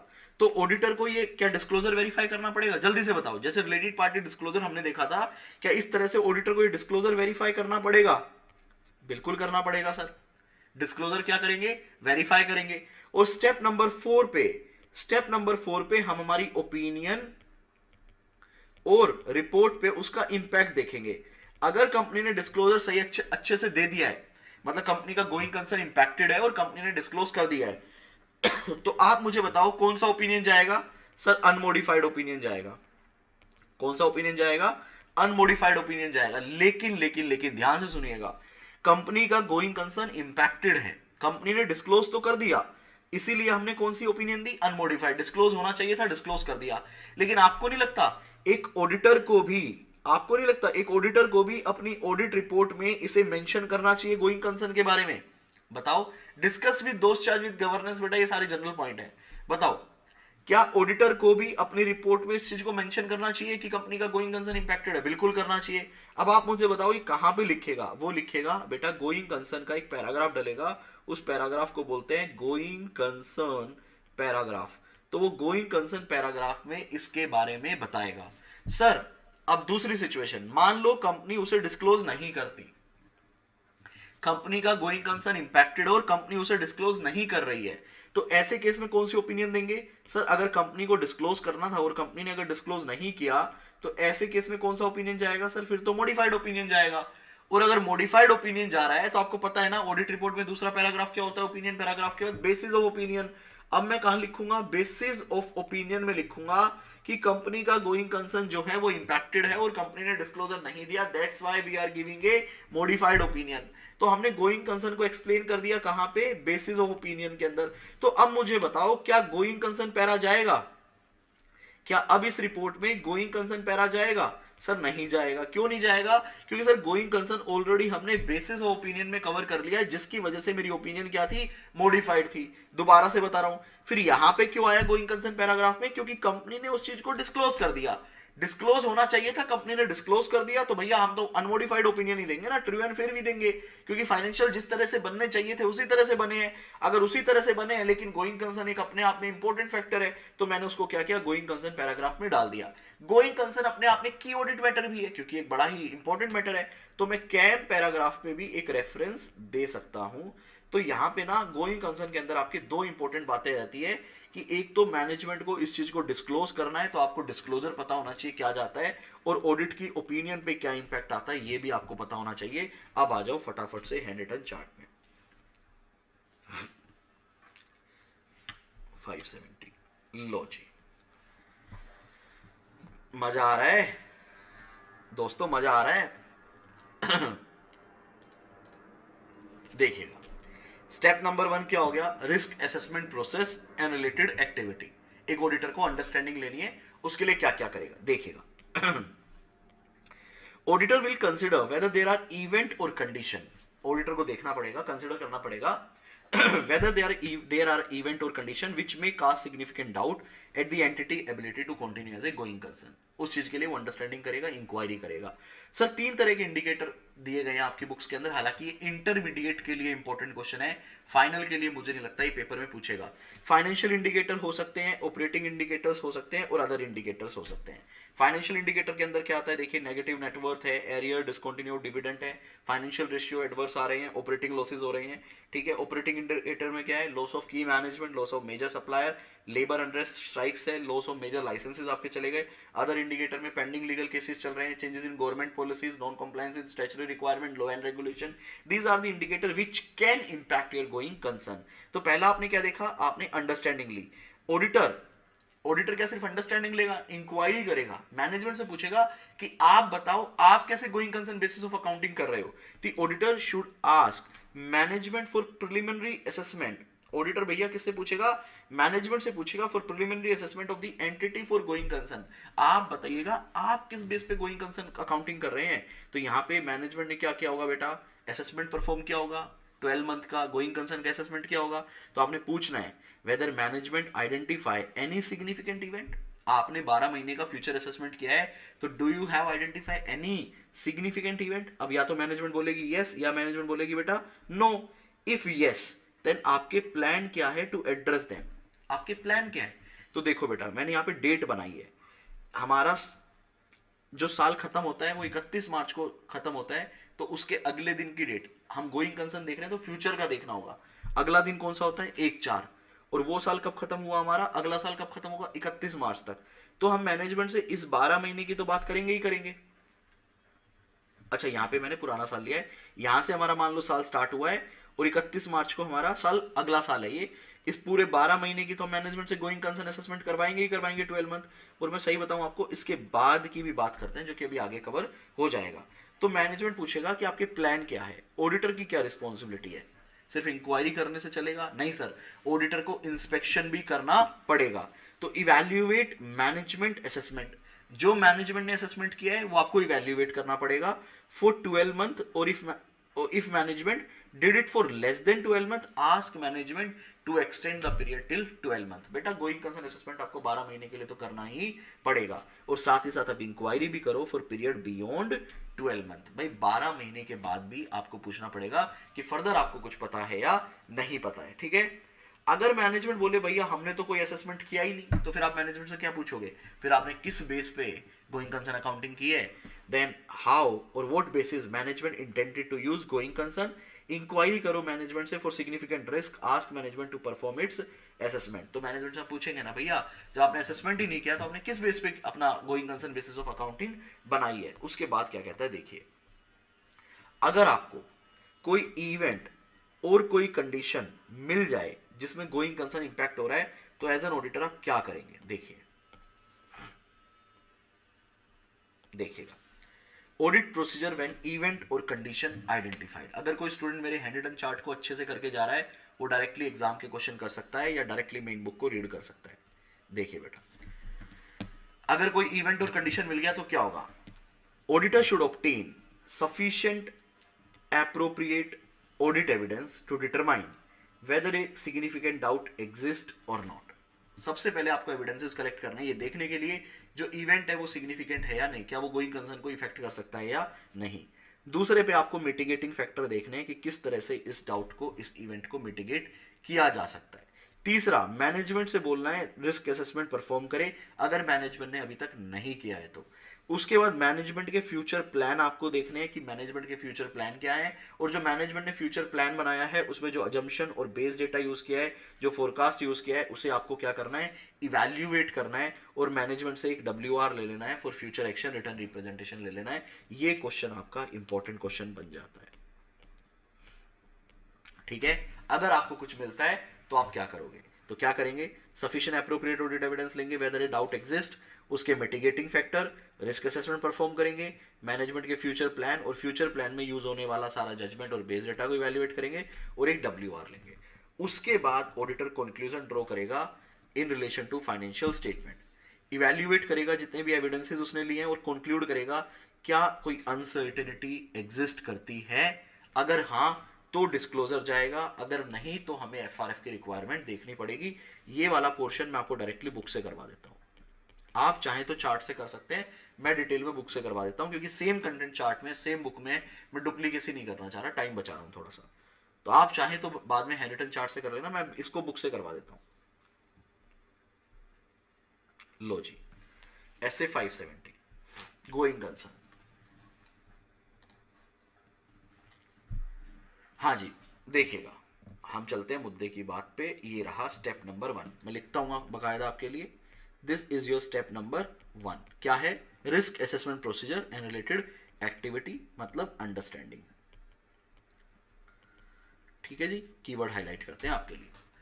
The auditor shell consider whether there are event or condition that may cast significant doubt on the entity ability to continue as a going concern। क्या कोई significant event और condition है क्या? In doing so the auditor shall determine whether management क्या देख रहा है आप, क्या देखेगा auditor, whether management has already performed a preliminary assessment of the entity ability to continue as a going concern. आपने क्या करना है, मैनेजमेंट के साथ डिस्कशन करना है, पूछना है आपने मैनेजमेंट से कि आपने कोई असेसमेंट किया क्या। If such an assessment has been performed, अगर मैनेजमेंट ने कोई असेसमेंट किया है, the auditor shall discuss the assessment with the management and determine whether management has identify. यहां पे ऑडिटर की आइडेंटिफिकेशन की बात नहीं चल रही, मैनेजमेंट की चल रही है, डिस्कशन चल रहा है, इंक्वायरी चल रही है, अंडरस्टैंडिंग ले रहे हो। Management has identified event or condition that individually or collectively may cast significant doubt on the entity ability to continue as a going concern. If so, अगर हाँ, तो मैनेजमेंट का क्या प्लान है टू एड्रेस देम। आपको management से inquiry करनी है। उसके बाद क्या कहता है, if such an assessment has not yet been performed, the auditor shall discuss with management the basis for intended use of going concern। किस बेस पे आप ये बना रहे हो, an inquiry of management whether event or condition exists individually or collectively may cast significant doubt on the entity ability to continue as a going concern। दोनों point हमारे return में चार्ट में कवर हो गए थे। फिर उसके बाद एक जनरल पॉइंट आता है, आपने अलर्ट रहना है, ये आ चुका था। और उसके बाद तीनों तरह के इंडिकेटर आते हैं जो मेरे हैंड रिटन चार्ट में कवर थे। उसके बाद मैनेजमेंट ने कहा जी हमने असेसमेंट किया है, मतलब आप क्या कर रहे हो, यहाँ पे इंक्वायरी कर रहे हो। तो आप मुझे बताओ क्या इंक्वायरी सफिशिएंट होती है क्या, ये स्टेप नंबर ए हो गया। क्या इंक्वायरी सफिशिएंट होती है क्या, नहीं सर, इंक्वायरी के अगेंस्ट स्टेप ए का बी पार्ट, हमें इंस्पेक्शन करना ही पड़ेगा। विदाउट इंस्पेक्शन कभी भी हम इंक्वायरी को सफिशिएंट नहीं मानते। देखिए, तो जो मैनेजमेंट असेसमेंट किया है उसे क्या करेंगे, इवैल्यूएट करेंगे। The auditor shall evaluate management assessment of the entity ability to continue going concern. In evaluating management assessment on entity ability to continue as a going concern, the auditor shall cover the same period as used by the management. If management assessment of the entity ability to continue as a going concern cover less than 12 months from the date of financial statement, the auditor shall request management to extend its assessment period for at least 12 months from the date. ये same बात हमारे hand written chart में आ गई थी। In evaluating management assessment, the auditor shall consider whether management assessment include all the relevant information of which the auditor is aware as a result of the audit। इतना ही था क्या, नहीं sir, हम management से inquiry करेंगे for period beyond management assessment. तो ये भी पॉइंट स्टेप नंबर ए से ही लिंक था कि भाई बताओ आपको कोई नॉलेज है क्या 12 महीने के बाद की, तो वो भी पूछेंगे। चलो जी, इतना काम खत्म। अब आता है स्टेप नंबर 2। आपको अगर कुछ मिल जाए तो आप क्या करोगे, additional audit procedure when event और कंडीशन आइडेंटिफाइड। ये सारे पॉइंट बेटा सेम है as hand written chart,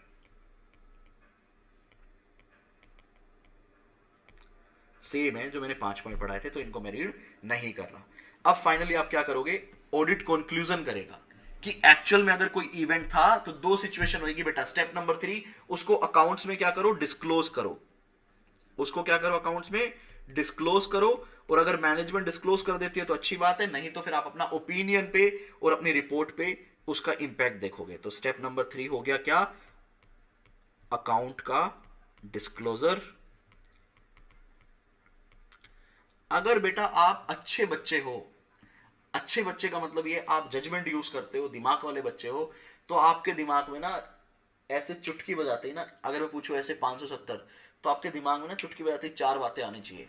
sir, एक करेंगे रिस्क असेसमेंट, रिस्क असेसमेंट में अंडरस्टैंडिंग लेते हैं, 3 तरह के इंडिकेटर हो सकते हैं। उसी के बाद फिर सिर्फ इंक्वायरी सफिशिएंट नहीं है, इंस्पेक्शन करेंगे, और अगर कुछ मिल जाए तो क्या ऑडिट प्रोसीजर लगाना है, और अगर कुछ मिला गोइंग कंसर्न इंपैक्ट हो रहा है तो एक अकाउंट में डिस्क्लोजर जाएगा और एक ओपिनियन पे इंपैक्ट आएगा। तो आपको ना स्टेप वाइज पता होना चाहिए कि स्टैंडर्ड का फ्लो क्या है।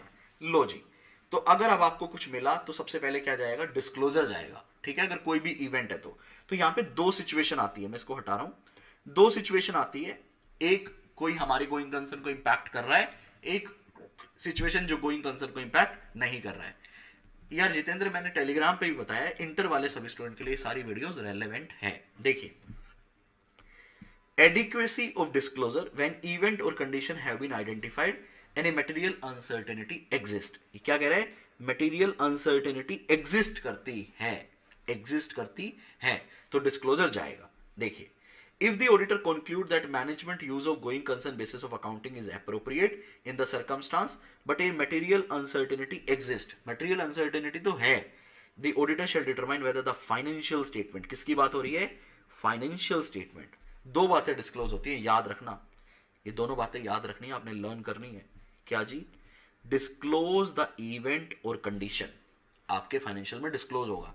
डिस्क्लोज द इवेंट और condition that may cast significant doubt on the entity ability to continue as a going concern and management plan to deal with them. और एक और बात आपको क्लियरली डिस्क्लोज करनी है, that there is a material uncertainty and therefore the entity may be unable to realise its assets and discharge it's liability in the normal course of business. आपने ये चीज डिस्क्लोज करनी ही करनी है। अनिकेत, मैं क्लास में हूं, अभी थोड़ी देर में करता हूं, ठीक है? आपने ये दोनों बातें डिस्क्लोज करनी ही करनी है। उसके बाद क्या कहता है, adequacy of disclosure when event और condition have been identified but but no material uncertainty exist. तो ऐसे केस में हमें क्या करना होता है, एफआरएफ की रिक्वायरमेंट देखनी होती है। देखिए, if event or condition have been identified that may cast significant doubt on the entity ability to continue as a going concern, but the auditor concludes that no material uncertainty exists, the auditor shall evaluate whether in view of the requirement of the applicable FRF the financial statement provide adequate disclosure about this event or condition.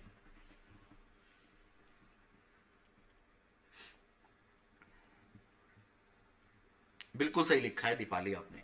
उसके बाद हम देखेंगे step number 4, implication for the auditor report. Audit report पे क्या implication है, यहां पे आपको एसए नंबर 7 और 5 की नॉलेज चाहिए। अगर वो है तो आपका ये बिल्कुल हो जाएगा। चलो भाई, आपकी टेस्टिंग कर लेते हैं, देख लेते हैं आपको कितनी नॉलेज है 705 की। Use of going concern basis of accounting is inappropriate. Management ने जो गोइंग कंसर्न बेसिस पे जो अकाउंटिंग की है वो इनएप्रोप्रिएट है। आप सही बताइए कौन सा ओपिनियन जाएगा, फटाफट से बताइए। Use of going concern basis of accounting inappropriate, कौन सा ओपिनियन जाएगा? Sir, auditor will express adverse और क्वालिफाइड ओपिनियन। आगे आ जाइए। Use of going concern basis of accounting is appropriate. Going concern basis of accounting तो ठीक है, but A material uncertainty exist. Material uncertainty exist. अगर मटेरियल अनसर्टेनिटी एग्जिस्ट करती है तो अभी अभी हमने आपको बताया ऐसे केस में एक डिस्क्लोजर जाएगा, ऐसे केस में डिस्क्लोजर जाएगा। तो देखो, सिचुएशन बतानी पड़ेगी अब आपको कि अगर कोई मटेरियल अनसर्टेनिटी है तो डिस्क्लोजर गया या नहीं गया। तो सिचुएशन ए में क्या कह रहा है, adequate disclosure of material uncertainty is made in the financial statement. Financial statement के अंदर एक एडिक्वेट डिस्क्लोजर दे दिया है, तो बताओ कौन सी ओपिनियन जाएगी? सर, ऐसे केस में तो ट्रू एंड फेयर व्यू जाएगा। लेकिन लेकिन लेकिन ऐसे 570 गोइंग कंसर्न पैराग्राफ के अंदर भी हमें दिखाना पड़ेगा। दूसरी situation, adequate disclosure of material uncertainty is not made in the financial statement. इस केस में सर ओपिनियन मॉडिफाइड हो जाएगी और बेसिस ऑफ ओपिनियन पैराग्राफ में आएगा, अब गोइंग कंसर्न पैराग्राफ नहीं आएगा। मैनेजमेंट अनविलिंग टू मेक और एक्सटेंड इट्स असेसमेंट, तो हमें देखना पड़ेगा क्या सिचुएशन है, क्या इंपैक्ट रहेगा। तो ये देखिए, if adequate disclosure about the material uncertainty is made in the financial statement, the auditor shall express an unmodified opinion. यहां पे इतना ही नहीं है, draw attention to the note in the financial statement that disclose the matter। ठीक है, financial statement का बताना वो नोट।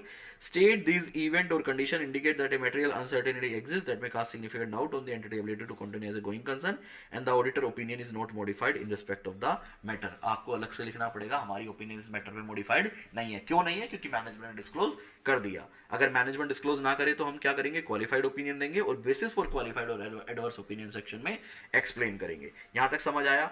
मैनेजमेंट और दोस्त चार्ज विद गवर्नेंस से आपने सब कुछ कम्युनिकेट करना है। अगर मैनेजमेंट सिग्निफिकेंट डिले कर रही है अप्रूवल में तो देख लो कहीं गोइंग कंसर्न तो इफेक्ट नहीं हो रहा है। ऐसे 701 से लिंक कर लेना, मैंने आपको ऑलरेडी कल करवाया था। ये था आपका एसए नंबर 570। इंपॉर्टेंट मार्क करवा देता हूं, या फिर दूसरी भाषा में बोले क्वेश्चन मार्क करवा देता हूं। कुछ बेसिक बातें हैं जैसे कि रिस्पॉन्सिबिलिटी ऑफ मैनेजमेंट, ये सिर्फ रीड करके चले जाना। रिस्पॉन्सिबिलिटी ऑफ ऑडिटर तो वही है जो हमने नीचे पढ़ी है, ये भी सिर्फ रीड या स्किप कर सकते हैं। यहां से क्वेश्चन आपका स्टार्ट होता है।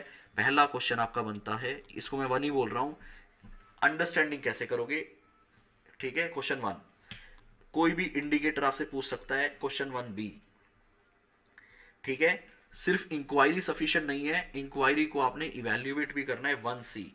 क्वेश्चन 2 आपका बनता है कि अगर आपको कोई इवेंट मिले तो आप क्या करोगे। ठीक है, क्वेश्चन नंबर 3 मिलता है आपको, ये आपके लिए सुपर इंपॉर्टेंट है फाइनल वालों के लिए, कि अगर आपको कोई इवेंट मिला जिसकी वजह से मटेरियल अनसर्टेनिटी है तो अकाउंट में क्या डिस्क्लोजर जाएगा। तो ये दोनों पॉइंट आपको लर्न करने हैं। Question number 3।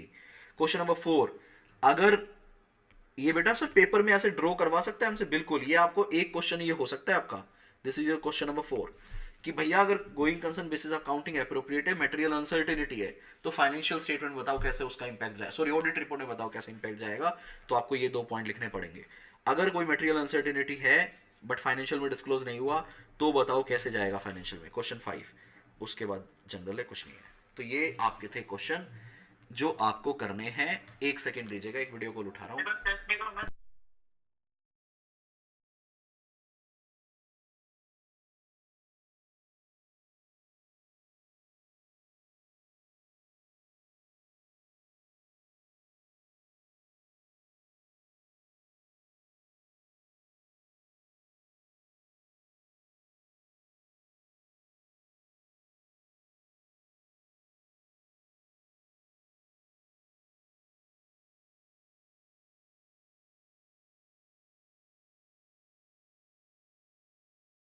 लो जी, लो जी, लो हमारे बीच आ चुके हैं आदित्य जैन सर। ठीक है, फेस नहीं दिखा रहा मैं उनका क्योंकि फेस सिर्फ मेरे लिए है, लेकिन सर आपको कुछ बोलना चाहते हैं? हाँ जी सर, सीए फाइनल के स्टूडेंट है, लाइव क्लास चल रही है, रेगुलर कोर्स नहीं है, ये रिवीजन चल रहा है। बच्चों को आप क्या बोलोगे एएफएम के लिए?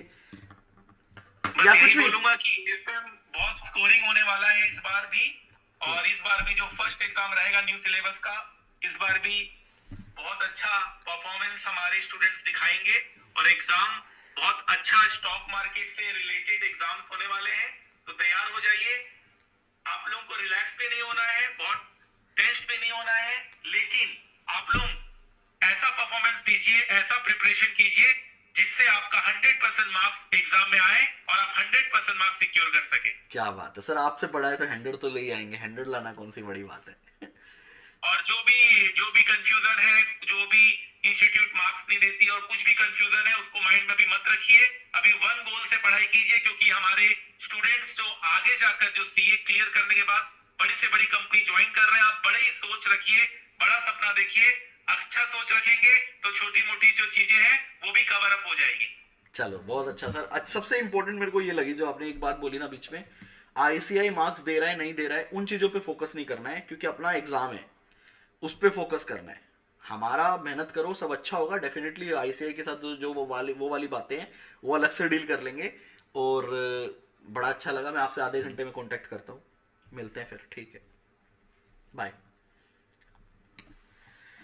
हाँ जी, देखो जी, आज हमारी जान का फोन आ गया था तो हमने उठा लिया, मैंने कहा बच्चों से बात करवा दें। लो जी लो। तो आपने अपना बेस्ट देना है यार, ठीक है। ये आदित्य जैन सर थे, आप लोग सब जानते हैं, और आपको ये पता होगा कि टीचिंग इंडस्ट्री के अंदर मेरे ये बहुत अच्छे मित्र हैं, बहुत अच्छे भाई हैं। और मतलब हम बिजनेस से बहुत ऊपर उठ के हैं, मैं ये बोल सकता हूँ। बिजनेस अपने मतलब टीचिंग को अगर एज ए बिजनेस देखें तो वो एक अलग चीज़ है, but we both are very close, ठीक है, बहुत ज़्यादा क्लोज हैं हम दोनों। सर क्लोज मतलब, अरे नालायको। दीपाली, ठीक है बेटा, मिलवाऊंगा बेटा, पक्का मिलवाऊंगा। तो ये हो गया आपका ऐसे नंबर 570। कैसा लगा बताओ, फटाफट से बताओ कैसा लगा, देन विल स्टार्ट ऐसे नंबर 580। बताओ जी। आज मॉक टेस्ट भी है।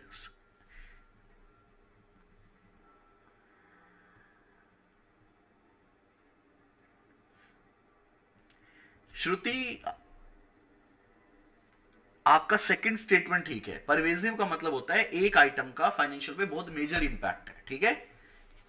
कैसा रहा बताइएगा, देन विल स्टार्ट ऐसे 580 रिटर्न रिप्रेजेंटेशन। अब मैं 2-3 स्टैंडर्ड ना 5-5 मिनट वाले करवा देता हूं, 5-5 मिनट वाले। भारी भरकम काम आज के लिए इतना ही। अब थोड़ा सा 5-5 7-7 मिनट वाले स्टैंडर्ड कर लेते हैं, ठीक है। लो जी, पहला स्टैंडर्ड है ऐसे number 580, that is written representation. आप सब बच्चों को पता है रिटर्न रिप्रेजेंटेशन जो है वो एक सफिशिएंट एप्रोप्रिएट ऑडिट एविडेंस नहीं है। आप बोल सकते हो सर ये छोड़वा दो, ये हम अपने आप कर लेंगे, लेकिन मुझे लगता है एक सीरीज चल रही है तो चाहे 2-4 मिनट लगाऊं मैं, हर स्टैंडर्ड पे लगा ही लेते हैं, ताकि अगर जब वीडियो को अलग करके भी डालेंगे तो उसमें चाहे 5 मिनट की वीडियो आए 580 की, वो आ जाएगी। लो जी, ऐसे 580 बोलता है रिटर्न रिप्रेजेंटेशन। देखिए मैनेजमेंट से हम लोग जितने भी हमारे की एरिया होते हैं, हाई रिस्क की एरिया होते हैं, या जजमेंट एस्टिमेट इन्वॉल्व किया जाता है, वहां पे हम उन एरिया के लिए मैनेजमेंट से रिटर्न रिप्रेजेंटेशन लेते रहते हैं। फॉर एग्जांपल, अगर मैं कोई sufficient appropriate audit evidence obtain नहीं कर पा रहा हूँ, कोई अपना ऑडिट प्रोसीजर नहीं लगा पा रहा हूँ, जैसे कि कंफर्मेशन, फिजिकल वेरिफिकेशन या कोई भी दूसरा एरिया, तो हम वहां पे मैनेजमेंट से रिप्रेजेंटेशन लेटर भी ले सकते हैं। कोई मेरे को मिसस्टेटमेंट मिली ड्यूरिंग ऑडिट और मैनेजमेंट उन मिसस्टेटमेंट को ठीक नहीं कर रही है, मतलब these are my uncorrected misstatement, तो उन मिसस्टेटमेंट के लिए भी मैनेजमेंट से मैं क्या ले सकता हूँ, रिटर्न रिप्रेजेंटेशन ले सकता हूँ। भैया लिख कर दो कि आपके हिसाब से मिसस्टेटमेंट नहीं है। इसका मतलब ये, अभी हमने गोइंग कंसर्न पढ़ा, हाई रिस्क एरिया है, वहां रिटर्न रिप्रेजेंटेशन ले सकते हो, सब्सिक्वेंट इवेंट के लिए रिटर्न रिप्रेजेंटेशन ले सकते हो, रिलेटेड पार्टी के लिए रिटर्न रिप्रेजेंटेशन ले सकते हो। मतलब ऐसे सारे एरिया जहां रिस्क ज्यादा है, जहां मुझे लगे कि भैया सिर्फ फैक्चुअल डेटा नहीं है, कुछ प्लस माइनस हो सकता है, वहां पे मैं मैनेजमेंट से लिखवा के अलग से ले सकता हूं। लेकिन साथ ही साथ आपको एक चीज हमेशा ध्यान रखनी है, जो रिटर्न रिप्रेजेंटेशन होती है एक एविडेंस तो है, definitely there is no doubt in this कि ये एक एविडेंस है, बट रिटर्न रिप्रेजेंटेशन कभी भी सफिशिएंट एप्रोप्रिएट ऑडिट एविडेंस नहीं होता। क्यों? क्योंकि अगर ये सफिशिएंट एप्रोप्रिएट ऑडिट एविडेंस होता फिर तो मैं एक काम करता ना, ऑडिट ही क्यों करना है, हर एरिया पे लिखवा के ले लेता और मैनेजमेंट लिख के देती रहती मुझे।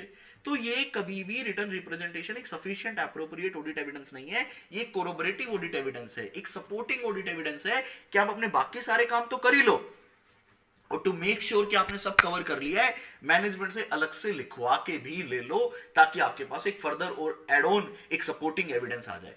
तो रिटर्न रिप्रेजेंटेशन याद रखना कोरोबरेटिव एविडेंस होता है, सपोर्टिंग ऑडिट एविडेंस होता है।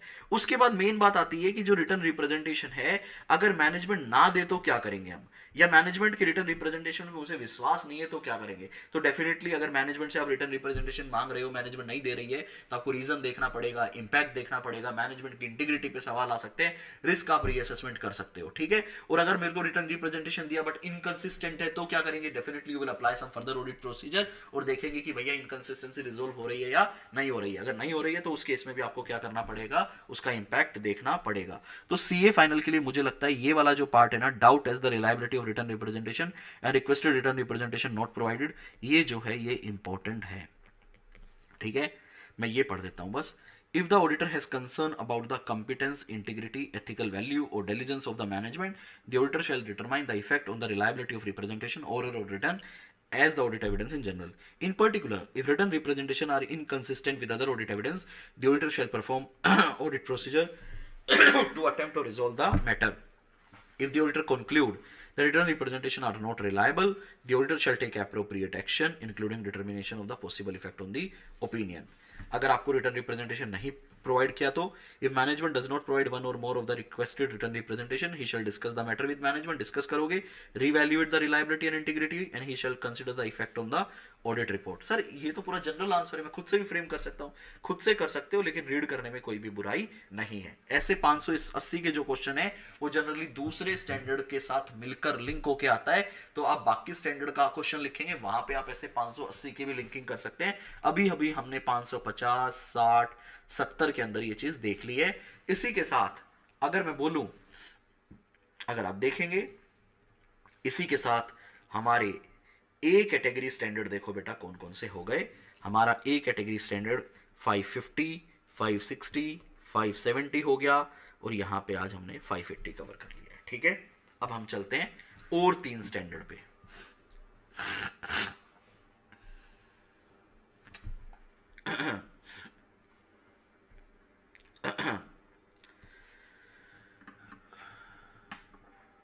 लो जी, अब हम कर रहे हैं ऐसे नंबर 600। ऐसे नंबर 600 क्या है, एक ही क्वेश्चन है, 1 क्वेश्चन, स्टैंडर्ड खत्म, एक ही क्वेश्चन करना है बस आपने। ऐसे 600 कहता है using the work of another auditor. ऐसे 600 क्या कहता है, using the work of another auditor. यहां पे अनदर ऑडिटर क्या है, देखो ऐसे 600 सीरीज समझो पहले। ऐसे 600 सीरीज में 3 स्टैंडर्ड आते हैं आपके, ऐसे 600, 610, 620। ऐसे 600 में क्या करता है, एक ऑडिटर, एक stat auditor, financial statement auditor, another auditor का काम यूज करता है।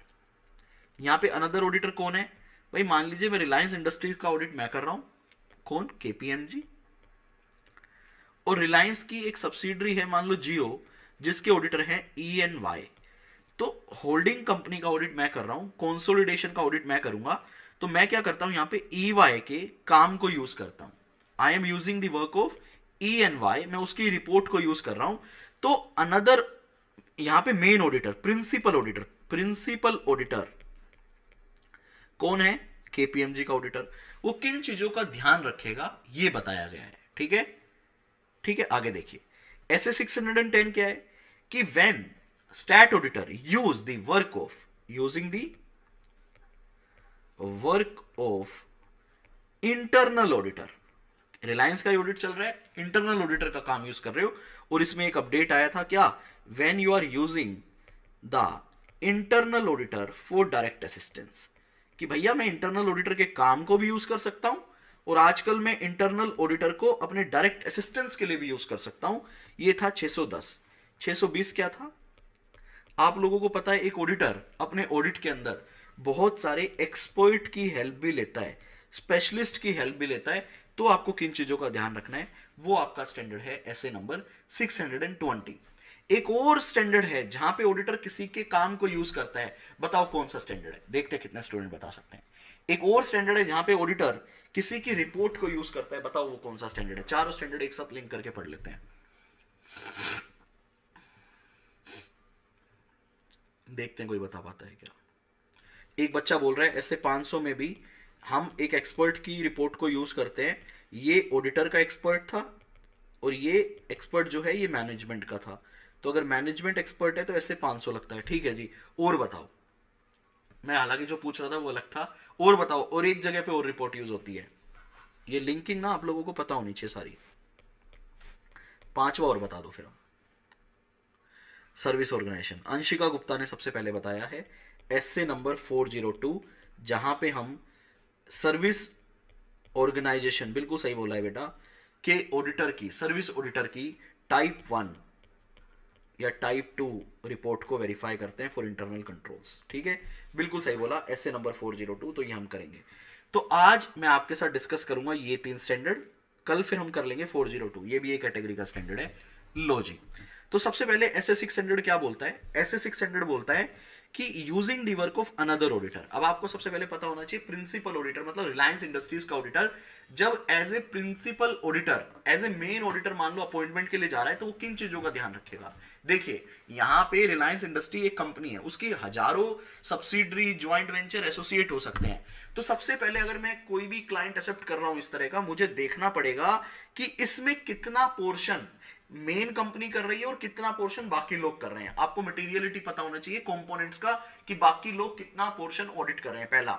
दूसरा, रिस्क तो मेरे को देखना ही पड़ेगा। तीसरा, क्या मुझे बाकी एरिया की नॉलेज है या नहीं है। तो देखो, पहला क्वेश्चन, 2 क्वेश्चन है सॉरी, पहला क्वेश्चन आता है इसके अंदर, factors to be consider while accepting position as a principal auditor.